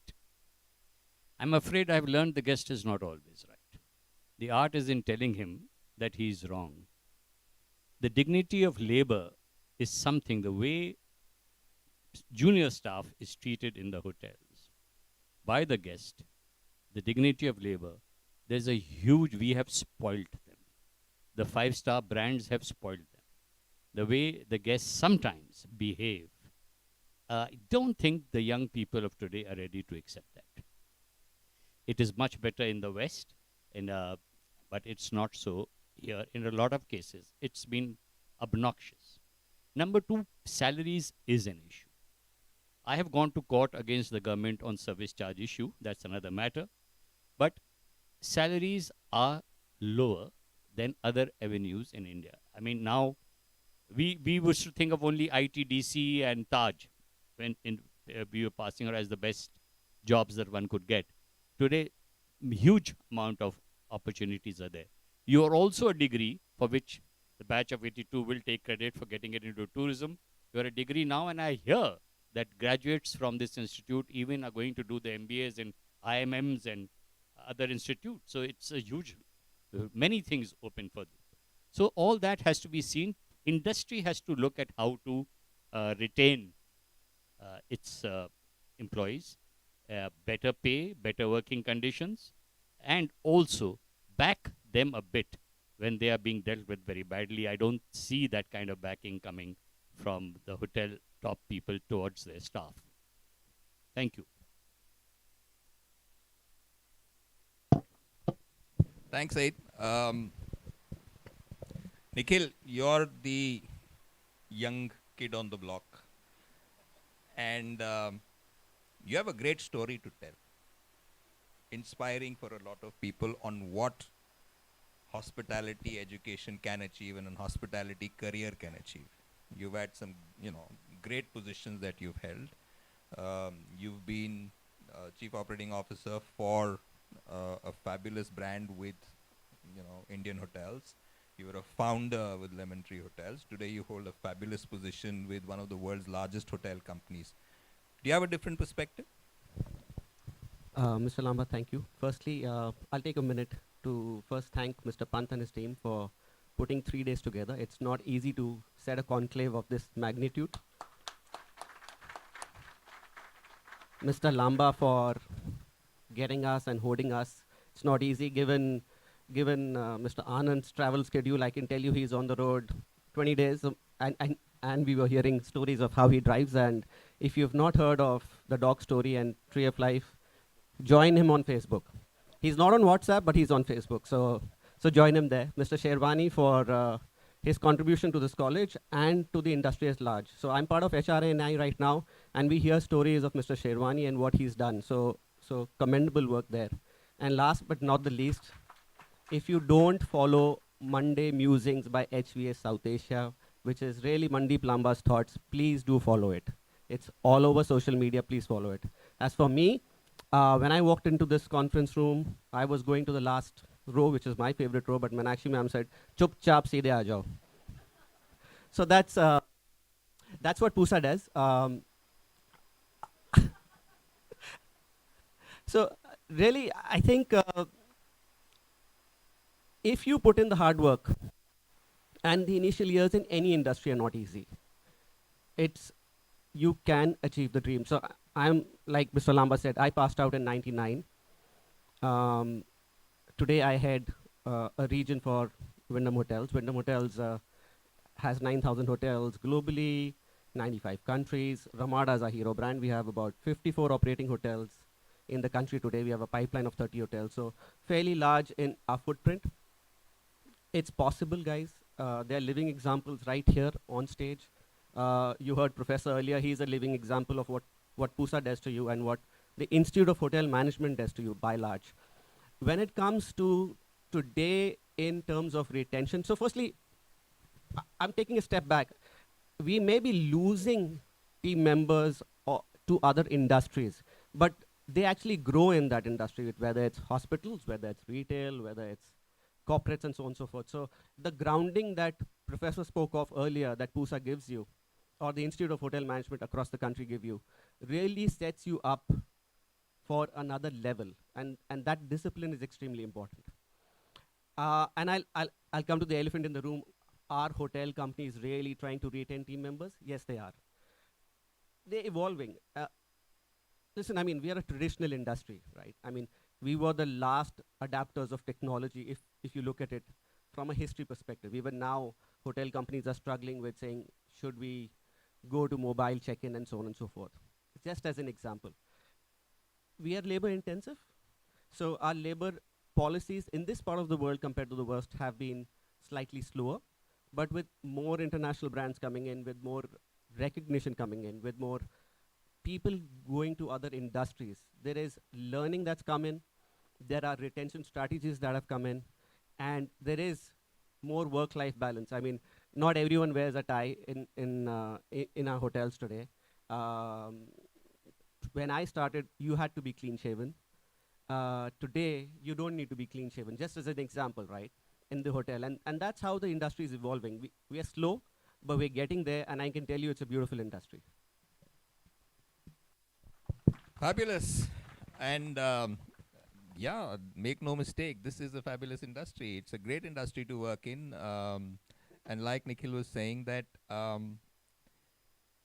I think one of the things that has happened to this industry, and I think we are all responsible for it, every one of us, is that, you know, the image that we have painted about this industry, and partly because it is a bit of a physically intensive kind of workload that you do because you're standing for most of the time. But we've painted it into something that, typically what happens, and I have started correcting myself, right? But for many years, when I got a call from a friend saying, somebody I know wants to get into hospitality, will you speak with him? And so when this person comes to speak to you, what's the first question that you ask? Are you willing to rough it out? This is a very tough industry, right? So you started with painting this image in his mind. Now he's already getting a little worried that am I doing the right thing? But the truth of the matter is, like Nikhil said, starting everywhere is tough. We don't get to hear too much of it, but if you join as an associate, even in the finest companies in the world, the hours are no less than what we at the industry use. The only difference is that these hours are spent on a desk with a laptop, right? But you're still working 14, 15, and you carry it home, you're working all the time. The pressure is very high in almost every industry. However, we've got this challenge because a lot of it is physical. And of course, our entry level compensations haven't really, gone very further. But career-wise, today, you can be a general manager in your 30s, right? And compensation levels at that, positions are fairly attractive.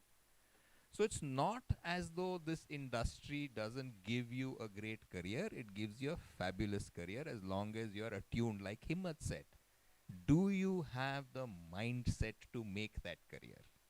Right? Are you attuned to what we tend to see is that a lot of people drop out after industrial training because they find all that F&B and all of that very tough and say, boss, this is mere liye nahi hai yaar. I want to go into sales and I want to go into revenue management and all of that. That's a different story. But if you're willing to rough it out in the initial years, this is a fabulous industry. But we'll do one more round of discussions to put a little more perspective. Himmat, what sort of work are you doing to retain talent and to attract talent?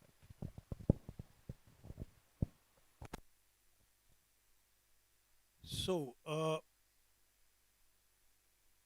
there is no doubting the fact that the opportunities in the industry are huge. And I think India today is one of the fastest growing markets as far as hospitality is concerned.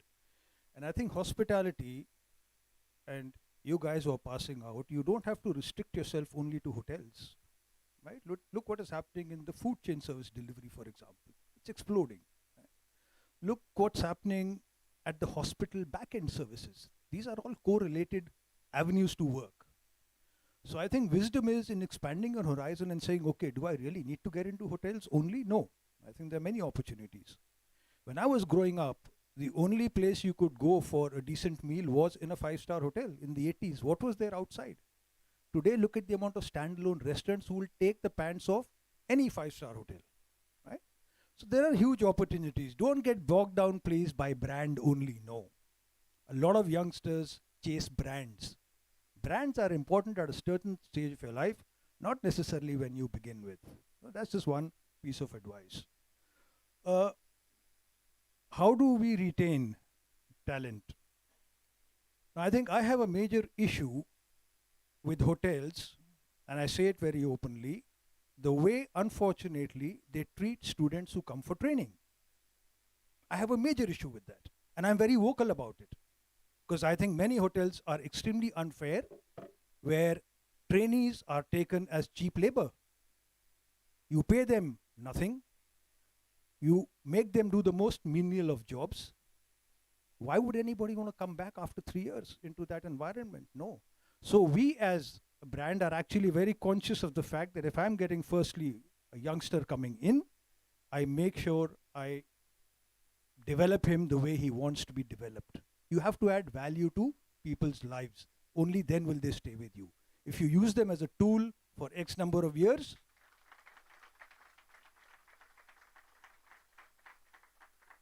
they will go. So retention has to start at that level first. In our case, I'm fortunate enough, and I say I'm fortunate, I'm never in the city. None of my hotels are in the city. So pardon my using the term, I don't need to hire city boys. Excuse me, I'm just making a point of it, right? I get my staff from the surrounding villages. And I think 10, 15, 20% of my staff are actually from the village. We train them, we retain them, and that's how we take them forward. I believe I'm not here to change the world. I don't have the capacity to change the world. But if in my own small way, if I can make the change in the lives of 2, 3, 4 people every other year, I think I've done my job. We have today within our group people who joined as a beldar. What is a beldar? A beldar is a youngster jo mistri ko eat reta deta hai. Right? When I was building Jaipur 14 years ago, I had 2 beldars, Chote Lal and Roshan. They were beldars with us then 14 years back. They were all of 16, 18 years old. Today, Roshan and Chote Lal are heading our kitchens in 2 of our main properties as chefs. And Chote Lal will take any 5-star chef on in continental food. For me, that is an achievement of what I want to do. I have Deepak, who used to be a gardener in Varanasi for 3 years, which we opened.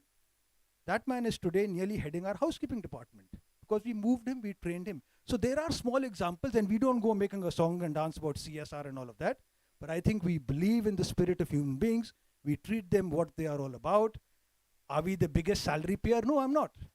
I can't afford the big salaries which the bigger brands can do. I can't. But I think there is a way of retaining people if you really believe in them as people. Remember one thing, that the lower the staff in the hierarchy, the more emotional connect he has with the organization. I've learned that my downline never lets me down. Who lets me down is manager and above. Consistently. I have the amazing downline, the most amazing downline. But they are the ones who are my backbone today, because I'm in connect with each of those guys, right? So these are a couple of the things we do. We don't have unnecessary SOPs and all because we are a small company. Our hotels are 10, 12, 15, 18 rooms everywhere. So for us, I think to move staff, to train staff, department to department shifting, multitasking is very easy for me to do, which a larger hotel will probably not be able to do. But I think, yeah, this hospitality is all about the soul of people, and I really come from there. That's what I do. Fabulous. Said, you set up your hotel company soon after college, which is 1982, and I've had the privilege of sort of seeing it grow to the level that it has over the years, from a very small place that you started in Nainital, and you've grown it, developed it, and you're now looking at adding more hotels as well. One of the things I've noticed in your setup is that a lot of your people have been there with you for many, many years. So what's the secret of retaining people?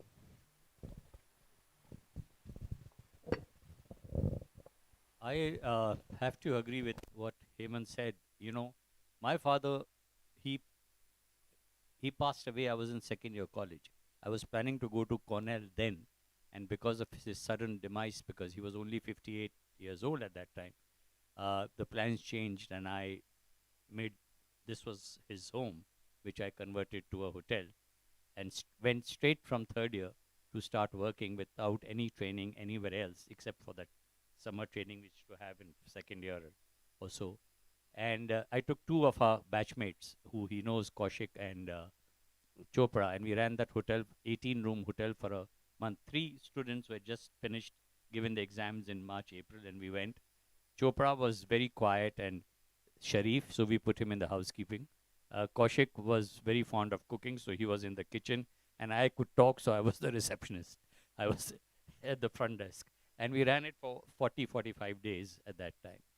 My father used to tell me that when you do business for 2 things only. One is to improve the life of your customers, and second, to improve the life of those who work for you. If you do with these 2 things in mind, you will make money. But if you do business only to make money, you will not succeed. So we developed certain schemes. If you work with us for 3 years, you get 5 times your salary. If as a loan, no interest loan, you can pay off in 1.5 years. If you complete 10 years, you get 10 times your salary.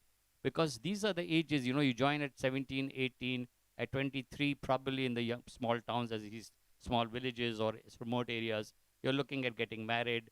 10 years down the line, you have kids for school admission.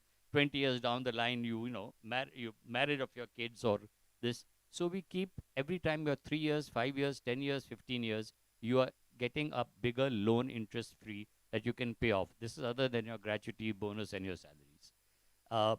Service charge is a very important part, has been, of our unit, because we charge 2.5%.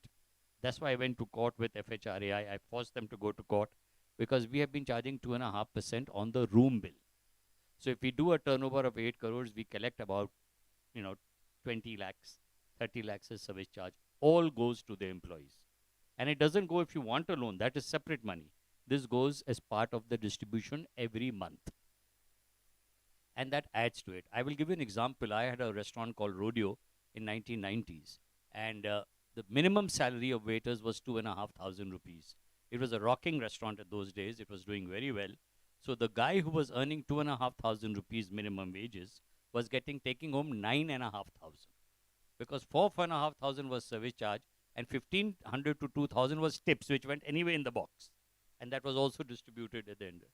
So if today the minimum wages in Delhi are 13 or 14,000, if we go by that same ratio, then he would be getting about 60 to 80,000 rupees for the same kind of covers and with today's APC. So you have to look after your employees, and they give you loyalty in turn. I have a reverse problem. I have a chef who joined me as a kitchen utility person, and he's now my head chef. He's 56. He still had 2 years to retire, and he came to me and he said, I have diabetes. He had diabetes for the last few years, and I could see the deterioration in his health. I even called him to Delhi for treatment and help him to get his, but he was losing the interest in work. He says, sir, I want to leave because I can't work now in the kitchen. I feel I can't give that kind of time. So he offered to resign and he wanted to leave. So with me, after 37 years, this chap, we had to go because it was his wish that he wanted to go. And one more story before we had like he said, we had one boy who was the dhobi's assistant. We have an in-house dhobi in a Nainital hotel. And this was many years ago, many years ago. And it was Eid, and he came with some biryani and korma. And he said, sir, aap is baar mere ghar se aaya hai, isko kha lijiye, tumhara khana khata hu. So I had that biryani and korma. It was fabulous. So I said, yaar, tum apni biwi ko bahut mera thank you karna and pay my compliments. Bahut acha banaya. He said, biwi ne nahi banaya, maine banaya. So I said, acha. So I said, tum karte kya ho? He said, wo kapde dhota hu. So he was about 19, 20. I said, nahi, tum chodo, dhobi saab ko bulao. I will talk to him. Tum kitchen join karo hamara. So he was his worker. I took him out of there and I put him in the kitchen. He worked with me for 10 years. He is now somewhere in Saudi Arabia and he's the head chef. So it's, you give them opportunities, you allow. And we have never stopped people from leaving, by the way. If they want to leave, we say we are proud. If you have worked as a restaurant manager with me, and tomorrow you tell me that you're a general manager of a 5-star hotel, 100 room, I said, it makes me very proud. So we let them go if they want to go, because I think that is what life is all about. Thanks, Said. There are loads of these tales of empowerment in Lemon Tree, and you may have experienced some of them when you were there, of how they've done a lot of work. But that aside, in the new age today, given that how employee and the new age millennials, call them whatever, Gen Y, Gen Z, their expectations and the way the world is changing, especially post-COVID, and our industry typically tends to be very unflexible, with the working style that we think is required for hotels. Is there something that you are doing differently at Wyndham, given that the world is changing very rapidly? So, Mr. Lamba, we are in the people's business, right? So let me just go back a few years, and most brands had to make redundancies, right? And there was a way of going about it. I mean, it's not a pleasant topic to talk about, but people were made redundant.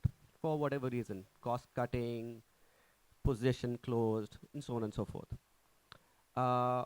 What some of us in our company did, and it then eventually obviously happened globally, was that we made sure that the positions or the people that we're making redundant, we try and find them an alternate job. Hospital, because hospitals at that time wanted people. So we were, in this part of the world, in South Asia, we were successful in placing a few of them. A few of them became entrepreneurs themselves.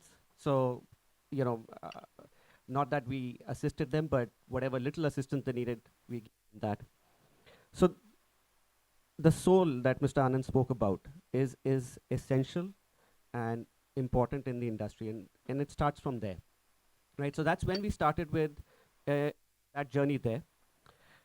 Today, in terms of retention, I think there is a lot more flexibility. For example, in our office, it's not mandated to be in office. Support services actually just work from home, right? At the end of the day, we are not asking you to put in 9 hours, 10 hours, 12 hours. It's a job that is required. You finish it in 4 hours, you finish it in 2 hours, you finish it in 9 hours. It's your day. It's as simple as that. So you're seeing that change in the corporate world in the hospitality space. And I'll come to the units, and because that's where most of the manpower is. There is a lot of flexibility.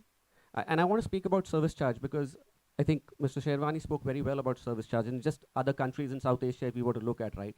I think what this whole hoo-ha about we should not charge service charge doesn't make any sense. In Sri Lanka, for example, 10% is mandated as service charge, and it goes back to the employees, right? And this is a country just close to us, and we can give various examples, but Sri Lanka leads that, and I think our industry actually needs that as that it could be that extra pay or extra hours that you.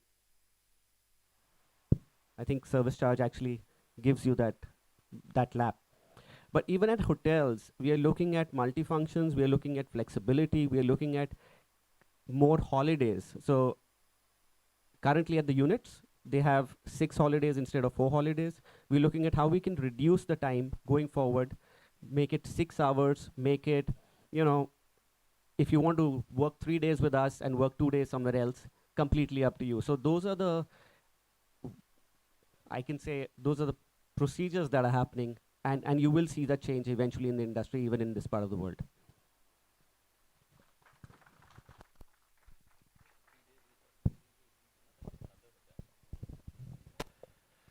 Thanks, Nikhil.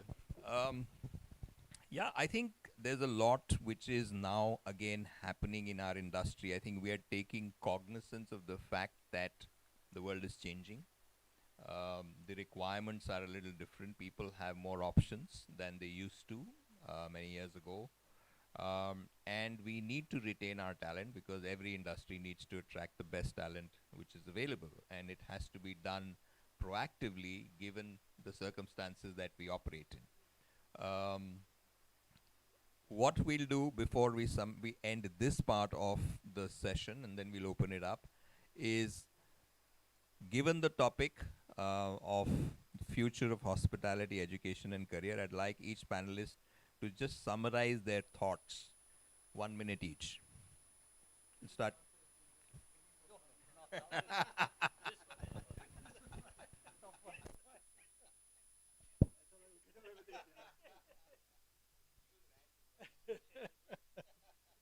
So let me touch briefly on education, since we are sitting in an educational institution. I think the curriculum has to change. It has to change. I don't think it is still in line with what industry requires.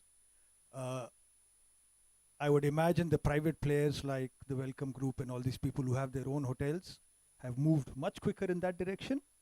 It is a long debate, but I definitely feel it requires major changes in what we are teaching our kids today and what the industry expects. So that's the part on education. What was the other one? Sorry, what did you say?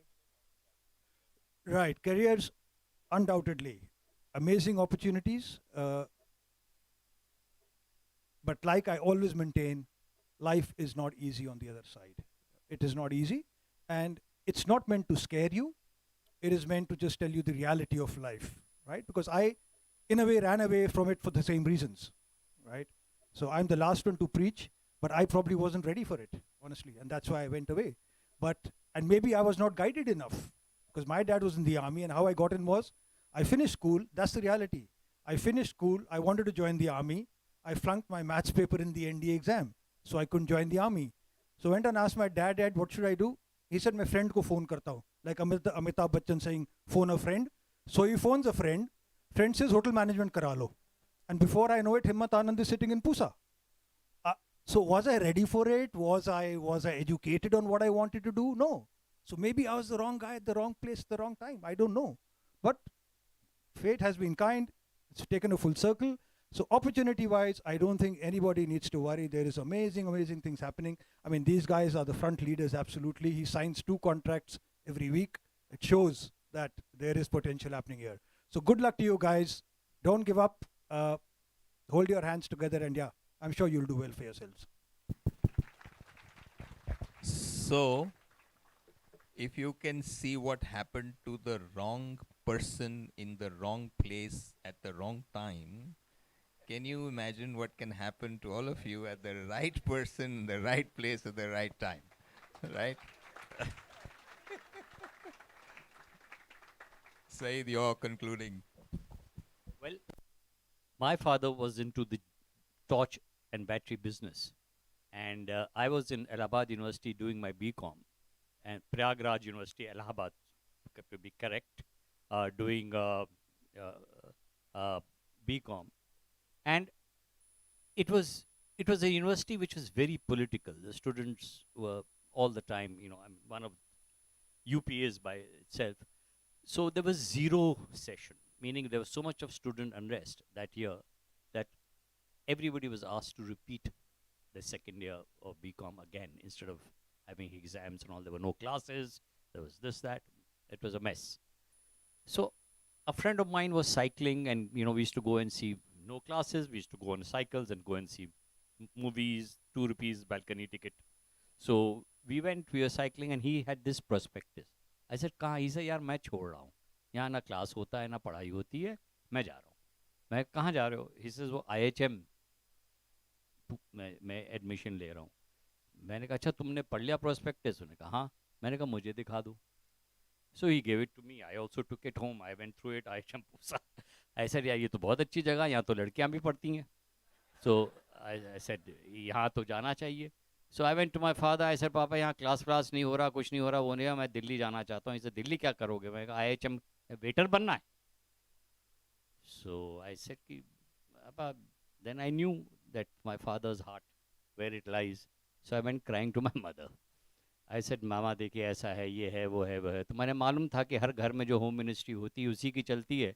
उन्होंने उनको convince किया, उन्होंने उनको convince किया, and I was asked to come and give my interview and whatever exam, and I got selected. And that poor friend who gave me the prospect, he didn't.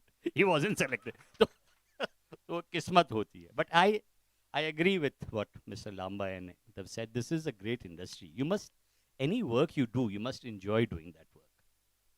So you must know what you're getting into it. These are all chances, but you must enjoy doing. I have really enjoyed my 40 years in the industry. I met some great people. I've enjoyed working with people. And if you are a people's person and you like it, every industry, I think everyone is a challenge. My only advice to you guys is that please look outside the brands also. Look at owners. You see, you will have a boss anywhere you work. At least in the beginning, before you become your own boss or you want to, you will have a boss. And boss is human. So you may get along with the boss. It's terrible working with somebody you don't get along with as your boss. But you may get along or you may not. But it's a boss. He may be your F&B manager, your front office manager, or whatever. When you work for a single hotel owner, he is also your boss. So that challenge remains the same. But you get much more opportunities because your support systems are less. So you're more on your own to achieve things and therefore learn things if given that opportunity, because you're not supported the way a larger company will support you. And also, I think at times it doesn't trust your true potentials like a single hotel owner will. Thank you. Thanks, Said. Nikhil, before I come to you, I just want to ask you one question. Are you also an accidental hotelier, or were you focused to doing hotel management? Just a quick question. I actually was brought up in the Middle East, and a lot of colleges used to come there from Europe. And I said, "Mujhe Europe jana hai." So that was my dream, to do hotel management in Europe. My dad said no. So I kept pestering him. It came to a point where I was boxed in, and he said, "Okay, there's this college in India." So I was brought up in Muscat. That's where I did my schooling. So in India, it's called IHM Pusa. Uska exam de do. Uske baad ek interview hota. If you make it, you can do hotel management. Otherwise, forget it. You go to Symbiosis and do BCom. So as luck would have it, I made it, and I didn't go to Europe. But I think this was much better than going to Europe. So it's interesting because Himmat is a completely accidental hotelier. My story is very similar to Himmat's. My father was also in the army, and my father was a doctor. My brother had just got into medical college. He was in the army as well. So there was a very big lineage of army, getting into army, being a doctor, and I was supposed to do the same. I gave my entrance exam for the Armed Forces Medical College. I didn't make it. And then I went and joined, a college in Pune, the Elphinstone College in Pune, and I was there. And then I had come to Delhi for Delhi University admissions, and I got into Kirodimal College, but I couldn't get a hostel. Right, and while I was here, somebody mentioned, boss, wo IHM ki chal rahi hain, kuch wo similar story prospectus. I came, I gave an interview, and I left. And then when I joined that place in Pune, I got a call saying that, you've got selected. So I came. So there are sort of 3 accidental hoteliers. Just to repeat what I was saying earlier, that even as accidental hoteliers, we did all right. So you guys who are doing very focused stuff, you're all going to do very well. Believe you me, you're in the right place, and this is a fabulous industry. This is going to be the game changer for world economy going forward. So you're in a safe place. But now, Nikhil, your story to end this session. So I think, to quote Amitabh Bachchan, "Pehla padao by doing hotel management," right? Now, whatever you do, shiddat se kare. Shiddat se kare. That's extremely important. Listen, so campus, and don't get disheartened when you don't get placed in campus. Okay, that's the first lesson. Life does not end. My personal story. I went till the last round of the Oberoi. I did not make it, and I thought my life had come to an end. I got through as an HOMT. Now that's a misnomer. At Taj Palace. So I said, management trainee hai, main to mujhe yahi karna hai, right? To Mr. Sherwani's point, brand, MT. But at the end of the day, you were a front desk associate at Taj Palace, and nothing more and nothing less. So if a front desk associate of batch of 99 from Pusa is sitting here today as Wyndham, if I can do it, so can each one of you, and that's my stake to you guys.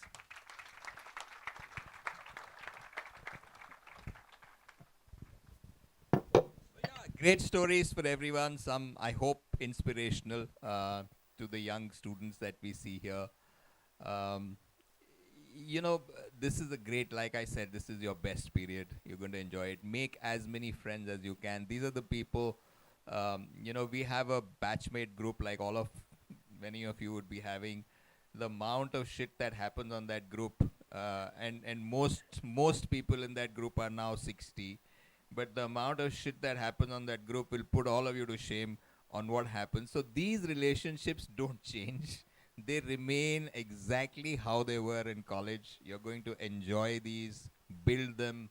This is your network for the future. You're in a wonderful place. Unlike Saeed, who came here for the women, you all came here to, to get your future education and career.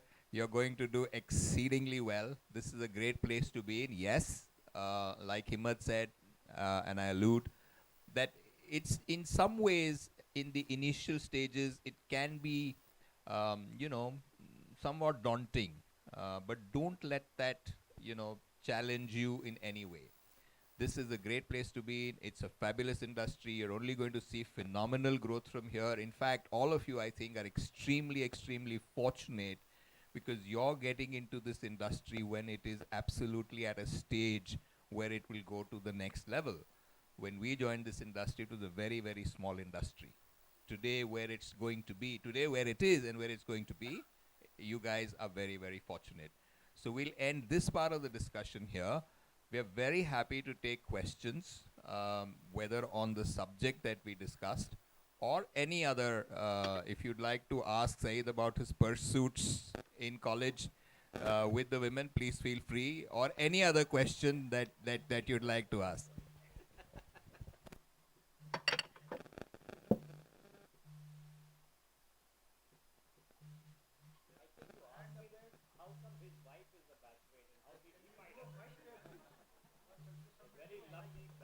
Did somebody raise a hand? Can somebody? Yeah, there's a lady there. Can somebody give her a mic, please?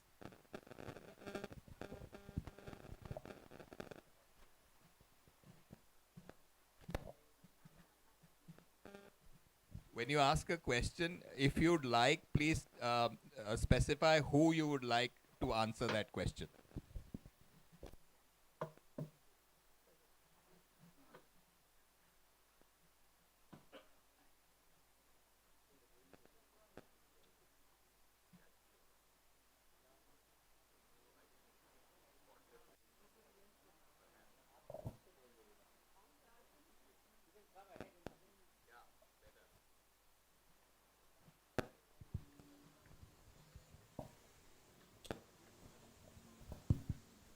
Good morning to all the jury members.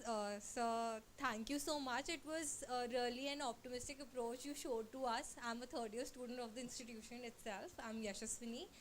And sir, I just wanted to ask you one thing. As all of us, we completed our industrial training in the second year. And there was one thing which was pretty disheartening, as you've already mentioned, all of you, that there's a lower pay scale. As we do not know the back end why the pay scales are pretty low. If we can get an idea why the pay scales are pretty low, so that we can be optimistic that this is the back end reason for all these things, and we can be sure that in future we'll get higher pay scales, because hard work, we cannot escape that thing in any of the industries, sir. That's what I believe. And this is the only thing I wanted to ask, that what are the technicalities why the pay scales go that low in the industry? And which person do you want to put into this difficult spot? If I can get a combined answer from all the four dignitaries, please, sir. Join Mr. Sherwani's hotels, there's service charge there.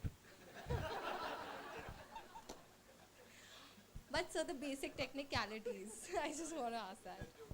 I was kidding there. I was kidding. Listen, I mean, it's a labor-intensive industry, right? What is happening today is very different than what was happening when you joined college. Today, multi-skilling and how organizations are looking at it, multi-skilling and paying more and hiring less is going to be the norm. And it's also because there's lack of talent in the West, right? So the West practices it, we adopt it in the East, right? So that you will see salaries eventually going up, but you will also see role enhancements happening. So you will not only be a front desk associate, you could be serving breakfast the next day, or you could be assisting in cleaning rooms the next day when you start your journey, right? So that's my personal take on it. And just to add to what Nikhil said, just be mindful. Firstly, of course, things are changing very rapidly, and salaries are definitely getting better than what they used to be, more competitive, because the industry also needs to look at what's happening around. But my advice to all of you would be, take the first 5 years with a pinch of salt. Just don't worry about compensation for the first 5 years, because it doesn't matter. Right? 5 years is not a time that you should be really concerned. This is the time to really, first 5-7 years, just give it your best. There is enough growth potential which will set you on the right trajectory for the rest of your life. So don't get disheartened by entry-level salaries. So don't get disheartened by entry-level salaries. Don't make a career decision only because your entry level salary is at a certain point, because that's not where it's going to end. This is the start of your journey. Give it the first 5-7 years and you'll see how the trajectory changes. I'm just going to butt in for a minute. So let me ask you two questions. Which department would you like to get into when you get into the hotel? So honestly, I'm interested into front desk, but Okay, let's leave it there for a moment. Front desk, front office, right? Yes, sir. What salary do you think you should get when you join in? Forget what the hotel is paying. What is your expectation? So I want to join the industry as a management trainee, and I somewhere assume after knowing the industry, it will be somewhere around 50 to 60 when I complete the entire training session. No. Forget 50, 60. What is the joining? As a management trainee, what is your expectation? So there's a stipend of, I guess, 25,000, I guess they're getting, along with accommodation and other things. Are you happy with that? It's, as a bachelor, being single, it's satisfactory. But when I see my life after 5 to 6 years, when I have a family, I do not think so. It's fairly paid. नहीं 5-6 साल किसी ने नहीं देखा जी आप पता नहीं होगे नहीं होगे इंडस्ट्री में बाद में देखेंगे उसको. Yes, sir. The fact is I don't think the issue is about what the industry is paying.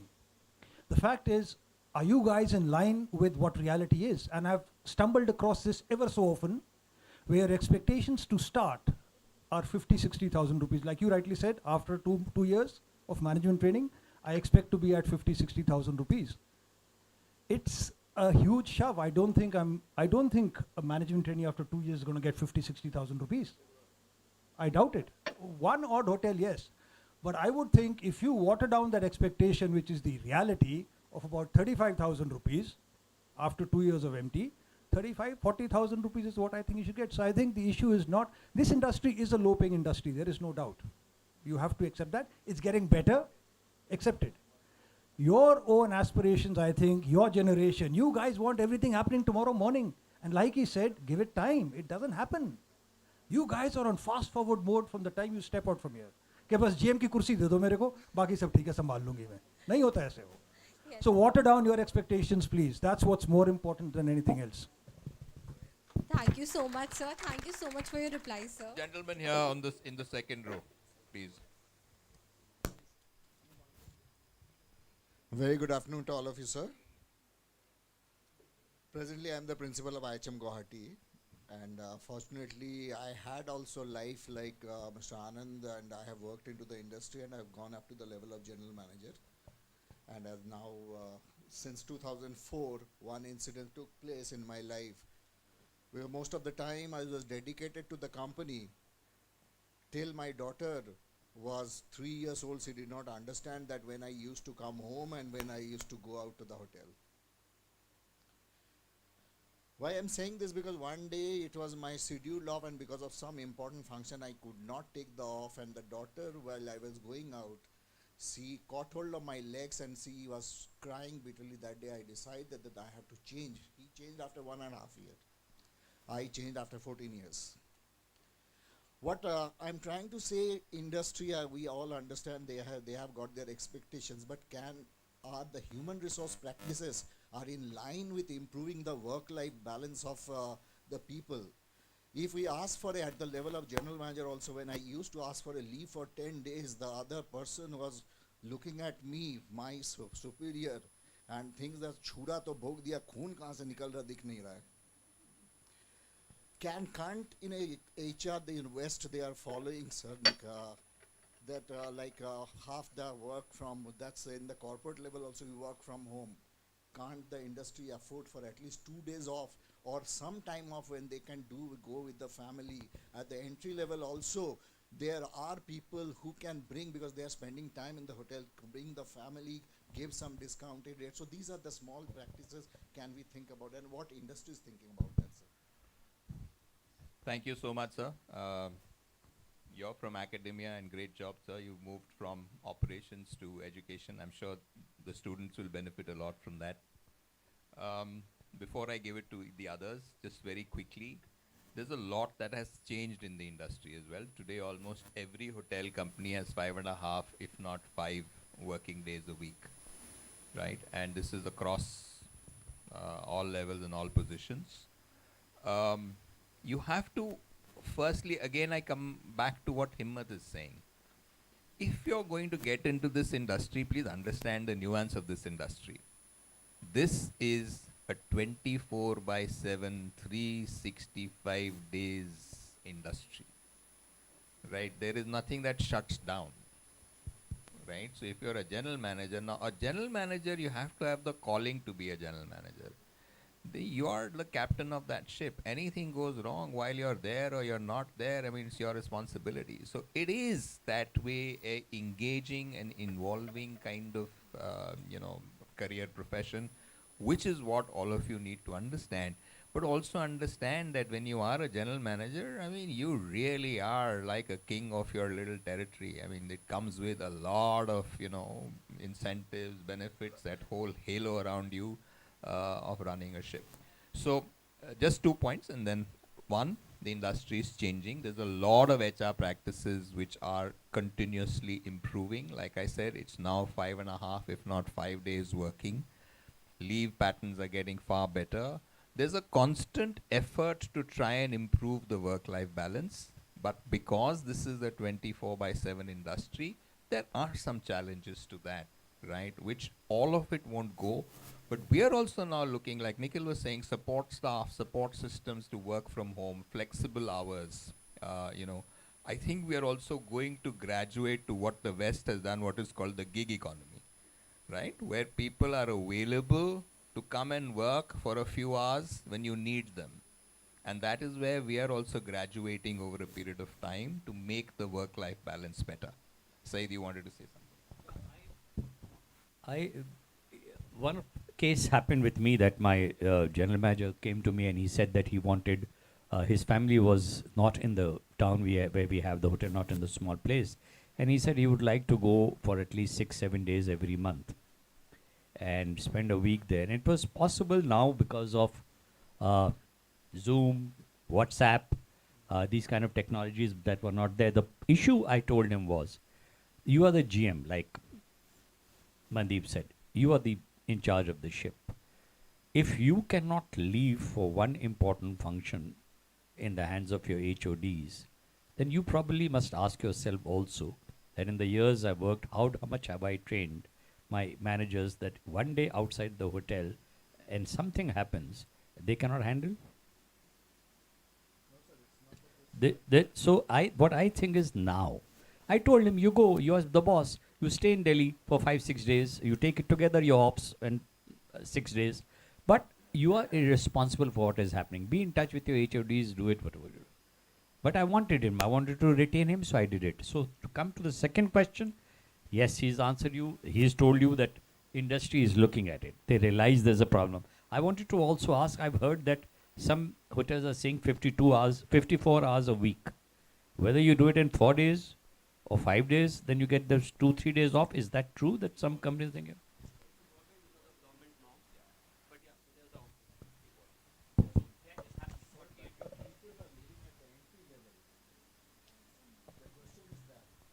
It's not whether a GM is managing or not. The people are living at the entry level. No, people are leaving. Surely it's a high attrition industry, like we've all acknowledged that it's a high attrition industry because it's lots of physical work. So not everyone realizes, and what happens typically, what Himmat said, a lot of people get into the industry and realize this is not for me.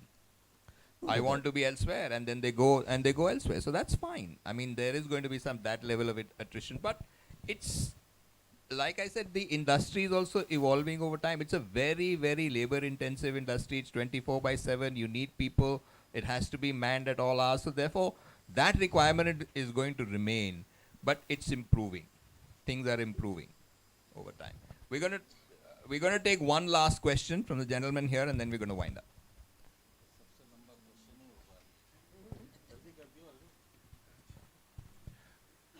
Okay, I've been reminded.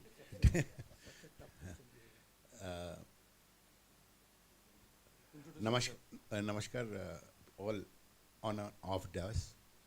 I am Argha Chakraborty, principal of IHM Gurdaspur. I quickly want to pose one question, but prior to that, I just want to have a preamble to that for the honorable people. First of all, the team has been so diverse. The perspectives have been so diverse also. One, that the nomenclature of Institute of Hotel Management is still there, but the nomenclature of the syllabi or the course has changed. That is BSc in Hospitality, and it is not no more. When we passed, it was BSc in Hotel Management. So now it has become, the span have widened. This is one. This is one of the preamble. Just want to tell you, as Mr. Anand rightly said, that we need to be dynamic in our syllabi or the curriculum and in sync with the industry demands. Let me tell you, as you refer to ITC, even I had a background of with the ITC, but the point is, what the preamble is, the ROI, wherein when you talk about the ROI, this will actually relate to the second question. ROI relates to, suppose I don't want to name the institutes who are into the, you all know it, being in the part of the industry. There the students spend around 24 to 25 lakhs, and here people spend around 3 lakhs. So the point is, and the background of the students are from, or the socio-economic backgrounds are different. This relates to my second question. So this, I am through with the preamble, but I look forward. The first question: do we see in, say, August 42, a different panel, wherein one of the panelists will be a retail head, one of the panelists will be from the banking sector? Do we foresee this in 2042, say, by the time we will have some whatever, by another 2 decades, because this is, there had been an undertone of, not pessimism, I'll say concern, that we are losing out to it. Is that it is wrong? That's the primary question. Because this is interdisciplinary, multidisciplinary, has been across all the streams. So can I answer? Yes, please. Why wait for 2042? You can have that panel today. Yes, thank you. You'll have a head of retail from who's done Right. hotel management. You will have a head of customer relations for a bank. You will have everybody. And let me tell you the flip side, by the way. One of my favorite questions that I ask in most panel discussions that I have. I ask hotel CEOs, are you willing to hire a general manager who is not a hotelier? We need people. The industry can't be so inward looking that we only want to have people who have worked in hotels. Every industry hires from other industries. Why can't I get a general manager who has done a perspective of other industries and come and look at mine and help me improve what I'm doing rather than getting stuck? So that is happening.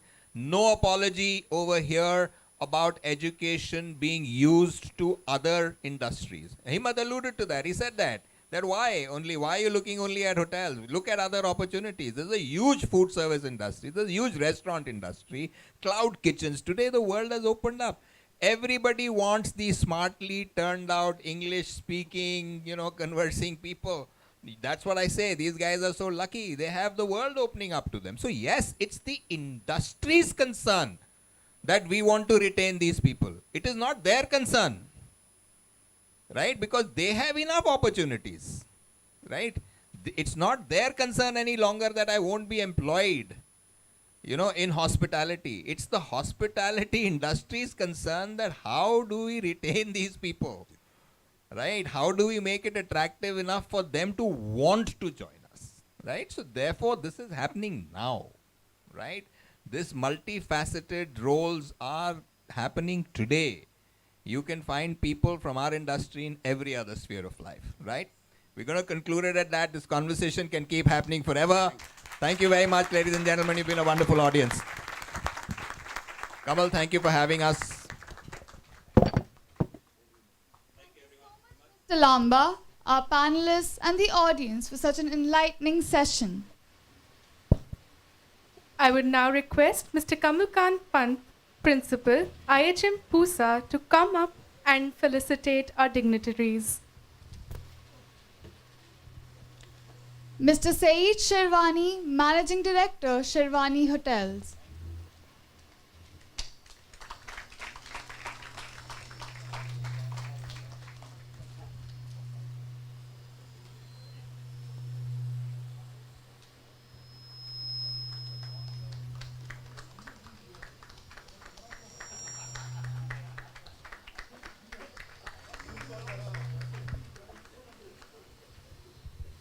Next. Next. Next.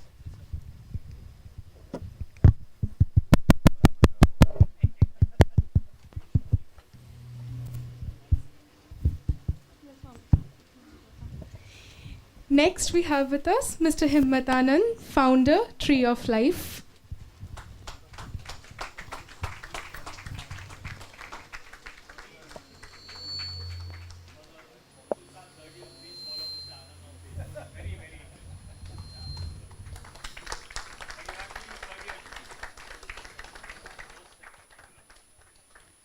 Mr. Nikhil Sharma, Regional Director, Eurasia Wyndham Hotels.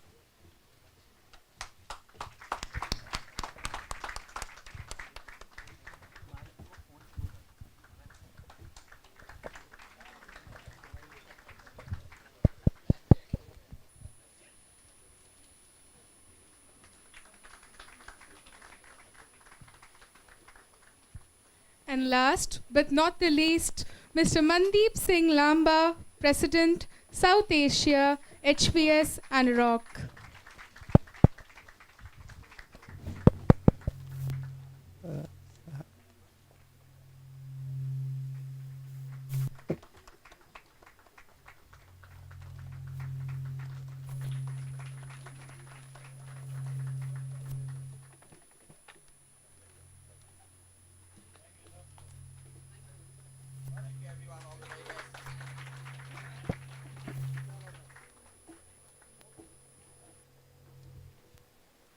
Thank you, everyone. I would now request my colleagues to take over the remaining session.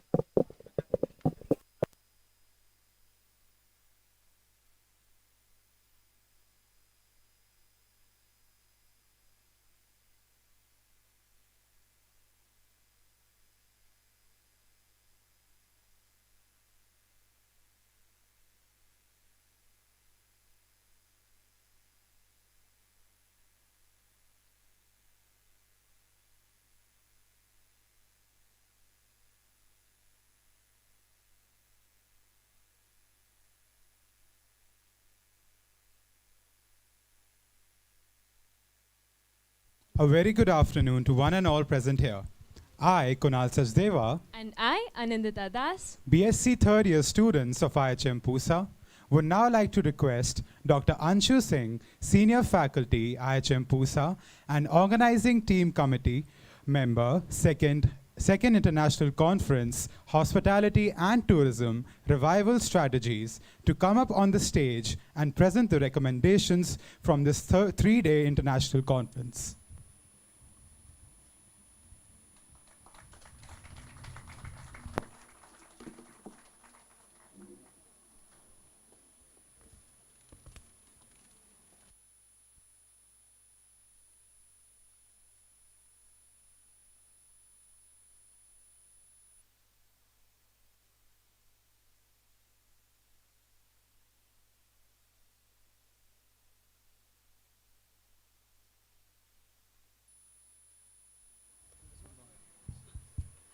So namaskar and very good afternoon to all of you.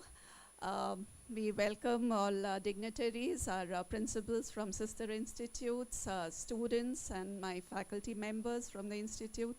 Thank you for giving me this opportunity. For last 3 days, we are hearing about how to revive the industry. So it's time to come to the points, actual points that came up in these 3 days by hearing the keynote speakers, by hearing the panelists in the session, by hearing the researchers who have come up with ideas pan-India, and I'm happy to share that we had 5 country participation in the second international conference. So to begin with, I will have a presentation through which I'll run through the recommendations. Kindly allow me. So the first part, we are targeting how can the Ministry and Government of India help the industry to focus through policies, promoting sustainable and eco-project, #entrepreneurship, especially through young entrepreneurs. So we have youngsters sitting here. Please come up with ideas. Government is looking for such ideas so that you can open your own entrepreneurs. We just heard our alumni, how was their experience and how they turned into entrepreneurs. So even you have a light how to go about it. Technology upgradation. Every day we were hearing that technology is the thing we have to come up with. So technological upgradation to enhance the traveler experience and reduce cost in key areas of hospitality like IoT, digital marketing, artificial intelligence, and e-commerce. So we have to get into the technology. We have to learn. Last 2 decades as faculty, we have learned a lot. So you students can really can work more, learn more technology, and relate to your industry. Government support to homestays as a niche product. So homestays is a very upcoming idea. We just heard Mr. Himmat Anand, how he is practicing across the remote areas, and he's showing his hospitality in those areas. Networking with different arms of the government, both central and state levels. So we had IASRI participation. We had Director IRI today, Director IASRI. So we were just talking, so it came up like in 2010, they started the usage of WebEx, right? So it's time that we have to run fast and relate to other ministry, how we can cooperate with each other. Whether it's a mother and child, whether it's tourism, whether it's e-commerce, like commerce, Ministry of Commerce, every ministry has to come together, come up with ideas, and we can, through that, our SDG goals, we can reach up to.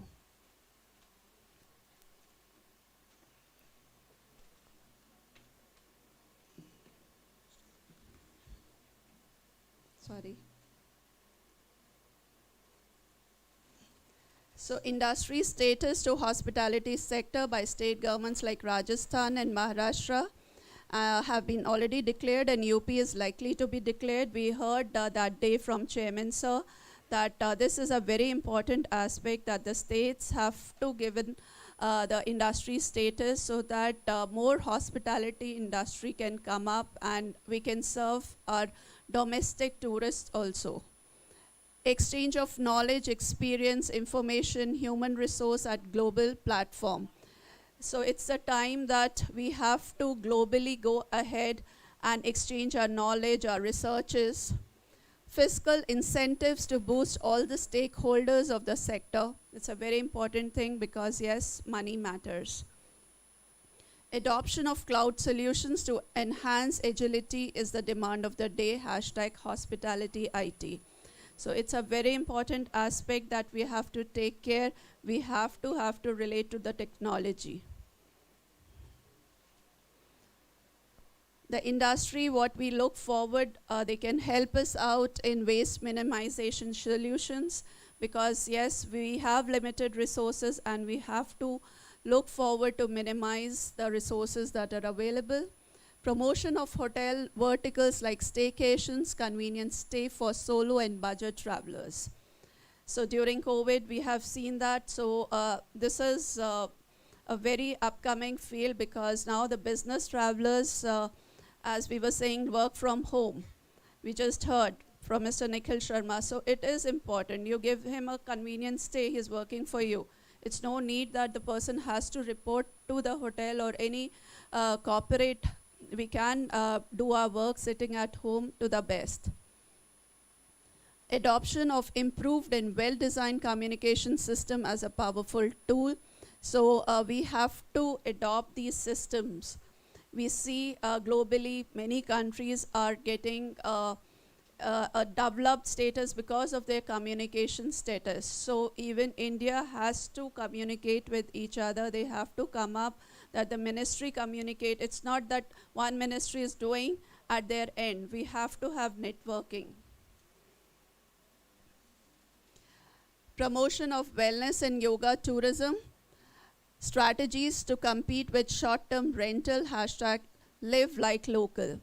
So we have government policies, vocal for local, so we have to look for strategies that can come up, that can help us to use the local resources to give the best of its hospitality. Focus on human resources in hospitality sector, #empower to revive the industry.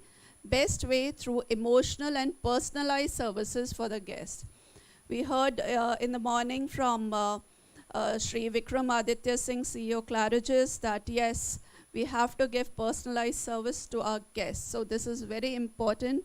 This will give our human resource and empowerment because we need humans in the industry. We need to give that emotional touch to our guests. Increasing tourist accessibility, that is again a very major thing that we have to cater to. We have all kinds of guests coming, so we have to have provisions for all kind of guests. Academics, linking of talent acquisition by educational institution to the demand of the industry, #multi-skilling. This also just came during the panel discussion that we have to be multi-skilled today. It's not that only looking for one specific department. Morning we are doing something, in evening we are in some other department. Yes, we have to be mentally ready for this. This came up from the young panelists who were discussing that we are ready to hire, but we are not getting a person who is multi-skilled. So we have to be ready to get the right person for our workplace. Adoption of global and domestic best practices and standard with innovation in key areas of hospitality sector. So yes, global standards we have to look forward to. We have to adopt and become a developed country tomorrow. Promotion of mentor-mentee program. Mr. K.B. Kachru sir, he really wanted this to be back, that the mentor and the mentee thing should come back so that we can train our juniors. We can learn also. It's not one way. But yes, new things come up. The senior can advise, new things he can learn. So it has to be a mentor-mentee program that we have to reiterate again. So this was all about the 3-day conference, and we look forward that the academicians, the industry people, and the ministry people, they take out some key points from our conference, and we look forward that these things are implemented in future. Thank you so much.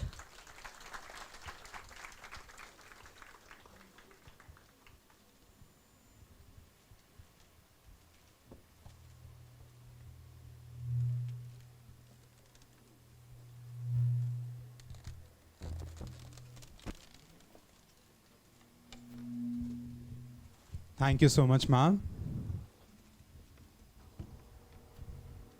Mr. Anil Oro, Regional Director, Ministry of Tourism, Government of India, joined the Ministry of Tourism in October 1988. He completed his BCom with postgraduate diploma in tourism management from the Institute of Hotel Management, Catering and Nutrition, Pusa. He has worked on overseas assignments at Sydney as Acting Regional Director, Australasia, Frankfurt and Toronto as Regional Director, Americas. Presently based in Delhi as Regional Director North, he is responsible for the execution and monitoring of all central schemes in northern India and the regulation and auditing of travel trade. Now I request Mr. Kamalkant Pant, Principal IHM Pusa, to welcome Mr. Oro.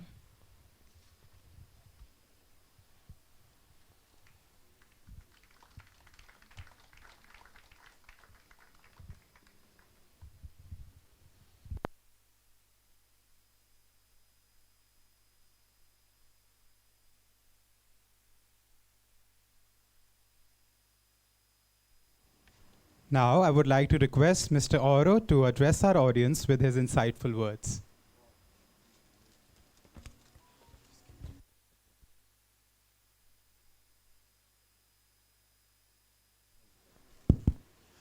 I think it's time for lunch. We are running very late. And I was not able to concentrate the panel discussion too much because my minister is going to Jhansi tomorrow and I have to arrange everything. So, first of all, I think Anindita has made a small mistake because I have not passed out from this institute. My son has passed out from this institute. So, the reason behind, we all write A around, A around, A around. And I will take you 2 minutes time when you have the similar name and when you travel overseas. And that incident happened to me. Same as I think Anindita must have had that A around. So, around is Animesh around. So what happened, we are traveling back from Toronto via New York to India. And we were a little late, seeing of people after staying 3 years. Then finally, on that day, Toronto airport, as you know, Himmat knows very well, we have to drop the bag and take the bag, check in everything yourself. There is no helper or no other people. We put the tag on and all these things, and we have to drop the bag also. Drop the bag, and that bag went. 6 bags went, and 2 bags remained left because time has closed. The conveyor belt got closed. Stop because of no time, because 40 minutes or 30 minutes before. Then we said, what to do? Then we went to the counter. That lady saw the tag name, and there is A around. Whose bag is this? Finally, A around. Who is A around? Then, after 15-20 minutes, in the meantime, we know that we are going to miss the flight. Then finally came out that the 2 bags is my small son, who was only about 8 years old. His bag remained left. So they said, you leave this boy here, he will go with the next flight, and you 3 go. So finally, lot of topsy-turvy, and finally we didn't get that flight. And we traveled about after 6 hours, there was a flight to New York. So anyway, first of all, it was wonderful, whatever session I have attended. And thanks to principal for organizing this nice event. I was supposed to come on 24th for the opening, but I was in Lucknow interviewing for the principal of Lucknow IHM. So I missed that opening day. I have heard that Secretary Tourism was there. There are a lot of alumni, and it was a nice session. And today what I saw or experienced from this panel discussion, as well as from the agriculturist, doctor scientist, I am a man of tourism only, not the hospitality. Our job was to fill the hotel, to market India as a tourist destination. Still we are doing that.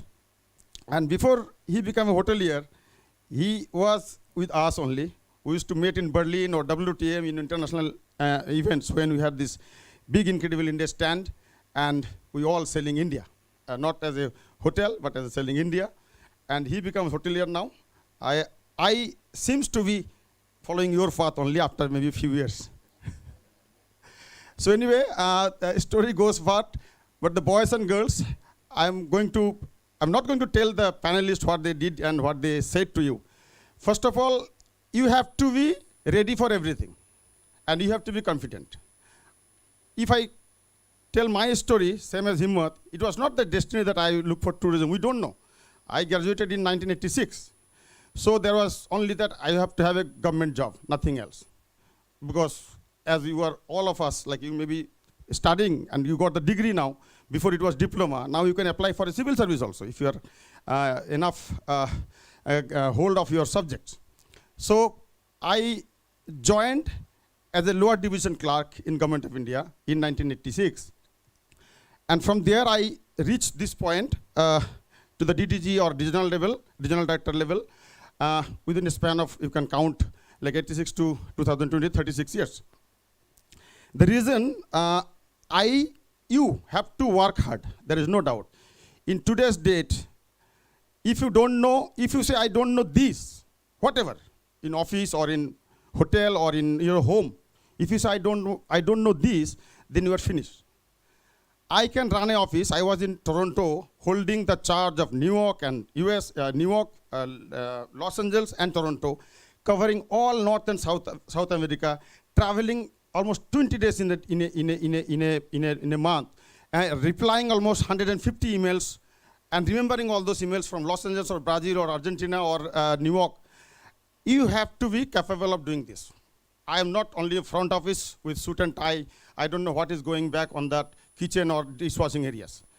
And wherever you write your resumes, write very carefully. I got a scholarship from Austria. The institute I learned tourism after BCom is International Institute of Tourism and Hotel Management in Salzburg. One of the beautiful city. I was there in 8 months from October 94 to May 95, and then had a chance to travel all across Europe. Second thing, you have to explore. He started Lemon Tree of Life and Dog Story. I was there about 10 days back in his place in Missouri. I don't want to stay in the 5-star hotel nowadays. I want to go to some places where as he rightly said, the local people are working, local people cooking for you, local people are growing the vegetables and food, and they are serving you. They are not trained by IHM or IHM Pusa. Reason, as he said, that as the doctor said, we are in the Hunter Index 101.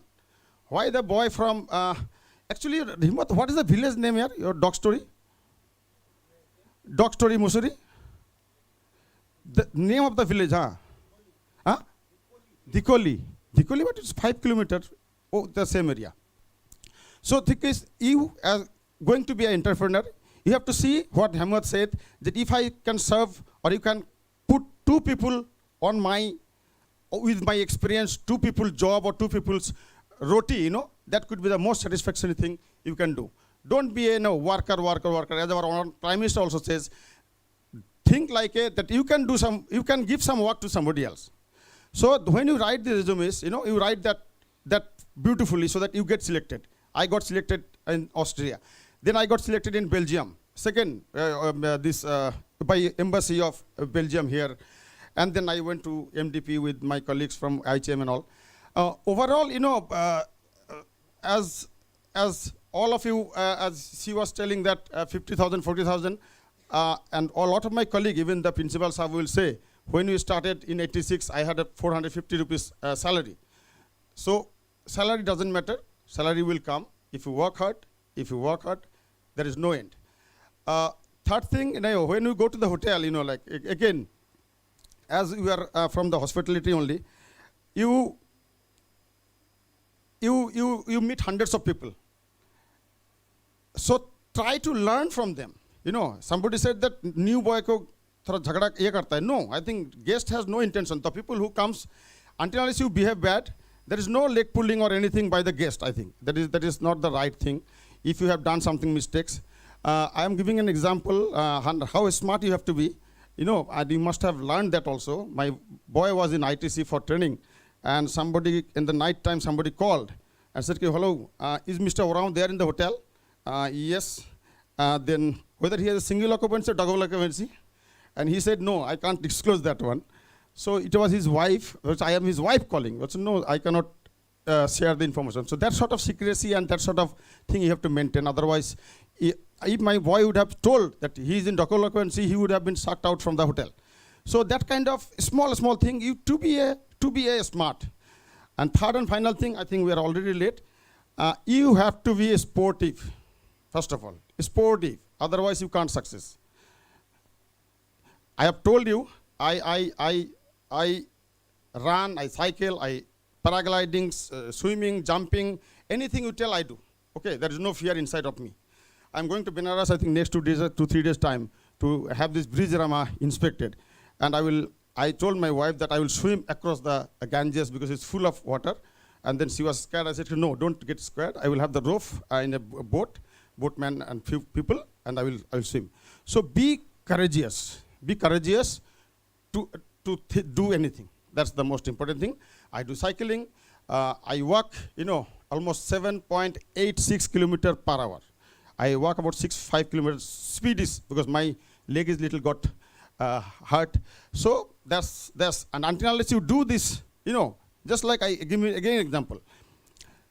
People say sustainable, sustainable, sustainable.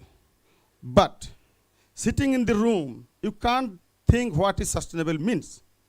Until unless you go to the forest, you go to the jungle, you go out of your house, you go to the lakeside, you go to any place, then you can see what is sustainable means.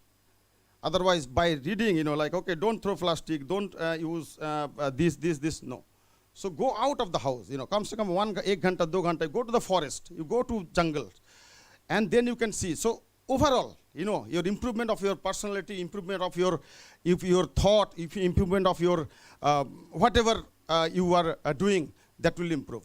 And finally, if you do exercise in the morning, 45 minutes, 1 hour, there is no lethargy till 12 o'clock midnight if you are working in the hotel. So that's all. So study is one part, and this is one part. And finally, I'm telling you, if you feel or if you like to join the travel trade, you have also great opportunity because a lot of hotel management guys shifted to travel trade. They go for the overseas marketing. They go marketing India, and that's the opportunity you get. Interacting with the people, selling a room and selling a country is a big difference.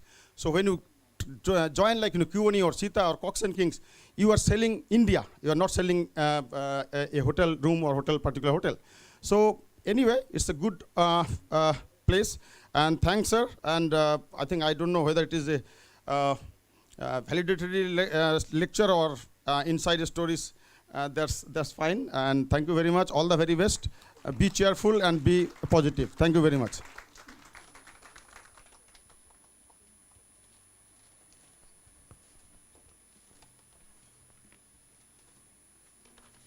Thank you so much, sir.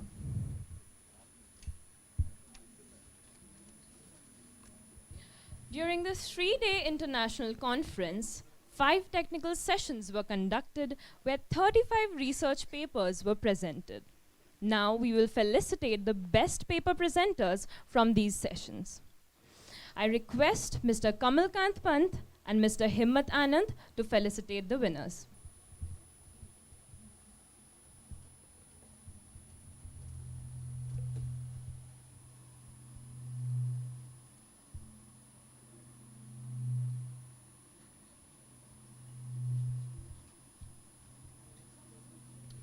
From Technical Session 1, the Best Paper Presentation Award goes to Mr. Gopinath Vajpayee.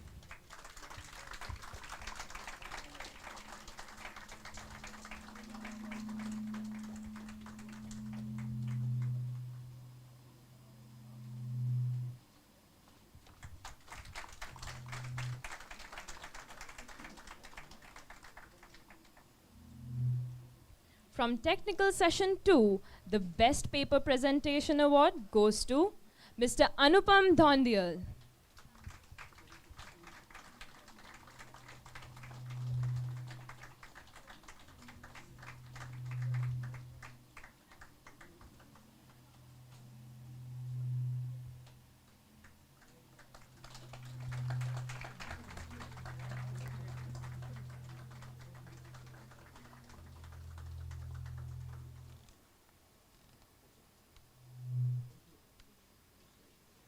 From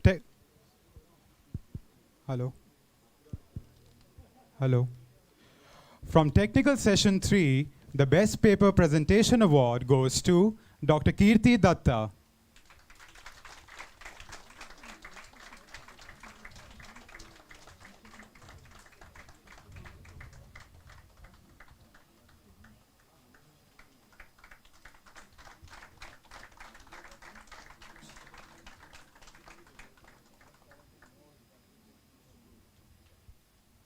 From Technical Session 4, the Best Paper Presentation Award goes to Ms. Manjusha Sunil.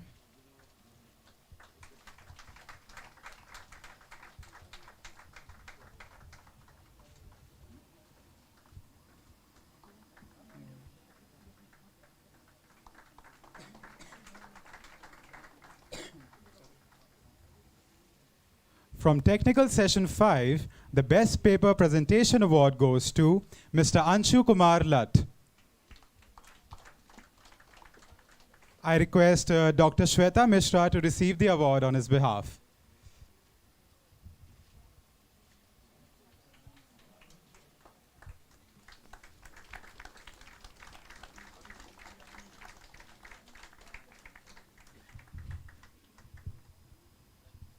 Congratulations.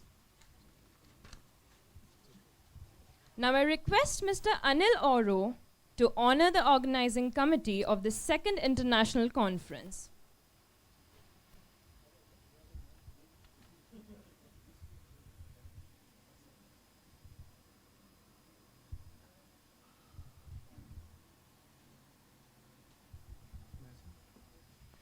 Convener of the conference, Mr. Kamal Kant Pant, Principal, IHM Pusa.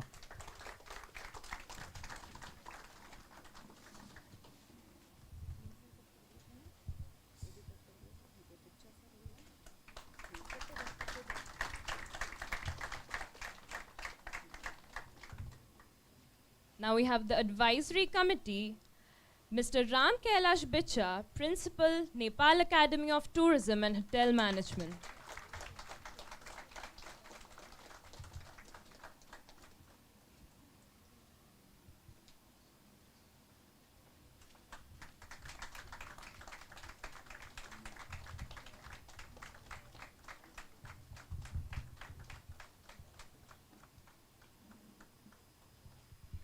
Dr. Ashok Kumar Mendola, Assistant Professor, Department of Economics, Uttarakhand University, Rishikesh.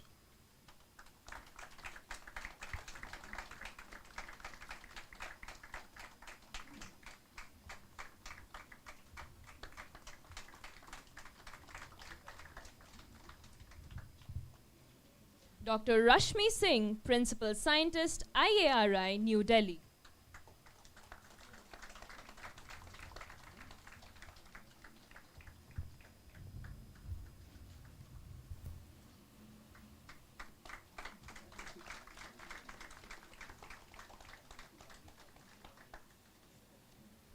Dr. S.N. Islam, Senior Scientist, IASRI, New Delhi.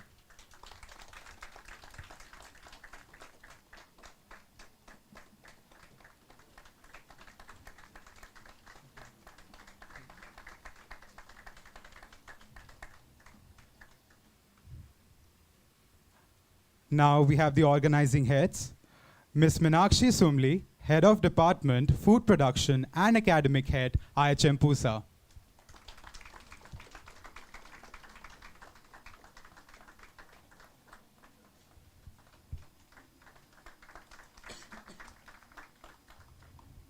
Ms. Nimisha Seth, Head of Department, Food and Beverage Service, IHM Pusa.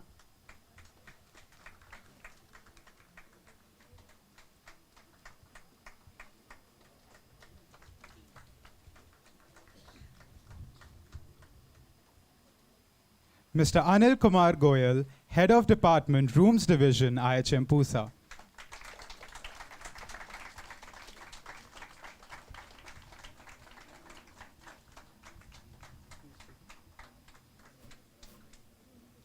Now we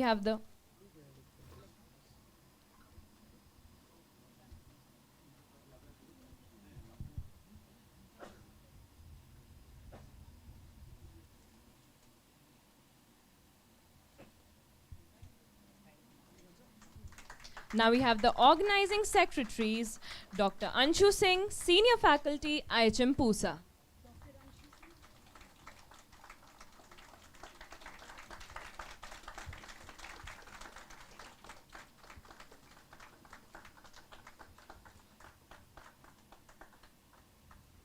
Dr. Shweta Mishra, Senior Faculty, IHM Pusa.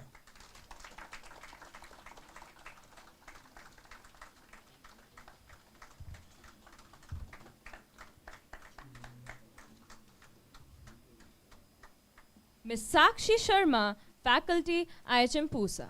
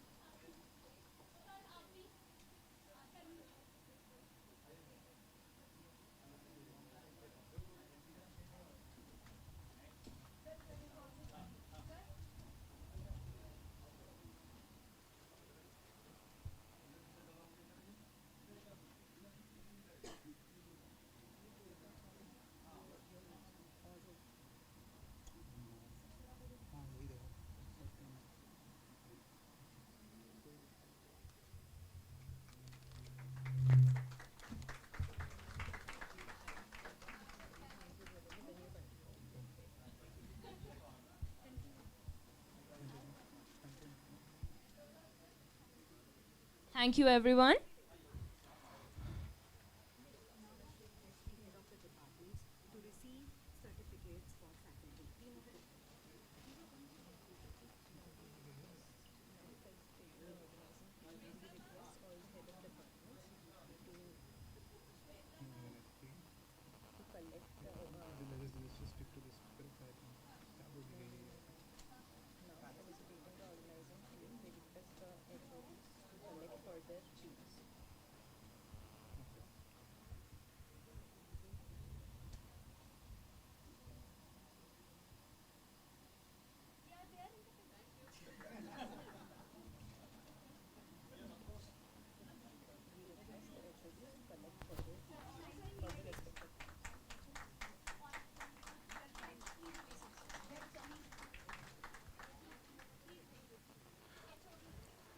Now, for felicitation of the organizing team, we request the HODs to collect for their teams, to receive the certificates for their teams. Ms. Meenakshi Sumli to collect for the food production team.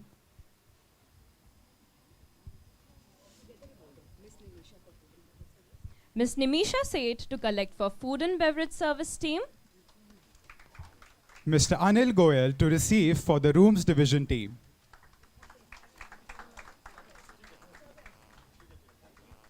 Thank you, sir. Thank you, sir.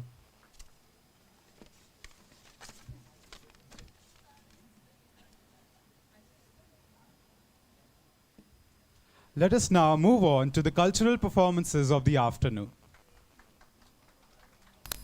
The human body and mind has great possibility to harmonize its inner strength to keep the ray of hope and unity illuminated for revival. Panchatattva Dance Society of IHM Pusa brings to you a unique semi-classical dance. So let's welcome them together with a warm applause.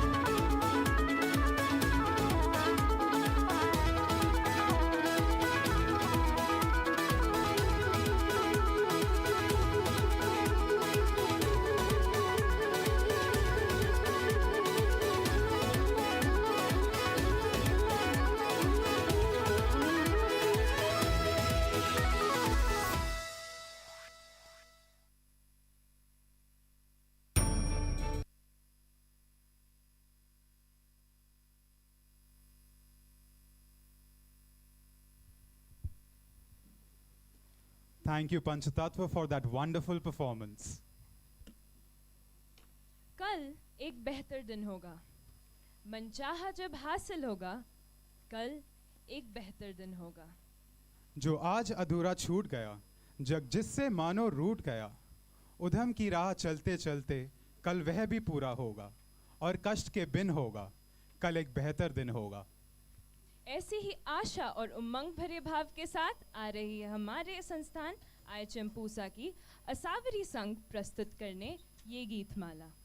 So please welcome our Music Society, Asavri, with a huge round of applause.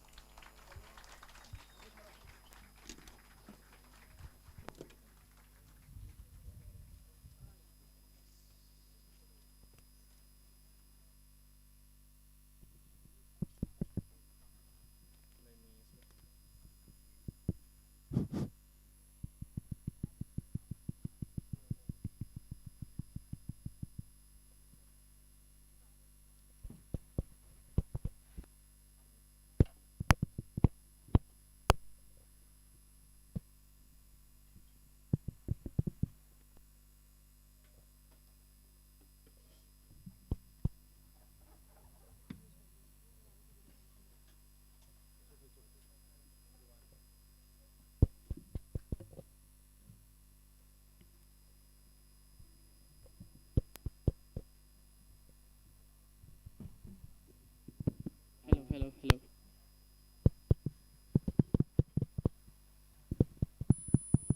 Check.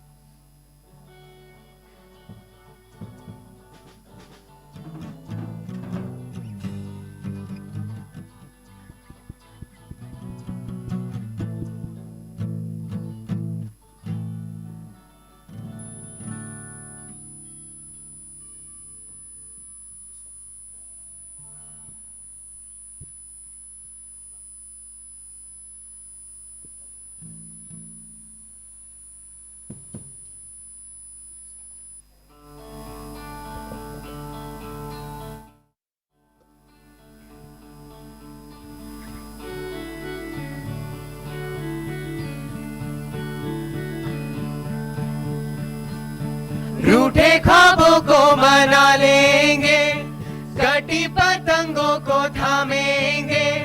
हा है जज्बा, हो है जज्बा, सुलझा लेंगे उलझे रिश्तों का मांझा. हाँ मांझा, हाँ मांझा, हाँ मांझा.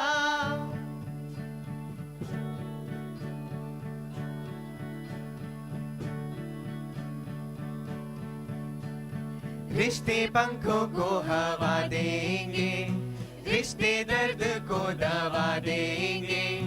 जीत कभी हार कभी, गम तो यारो होंगे दो पल के मेहमान.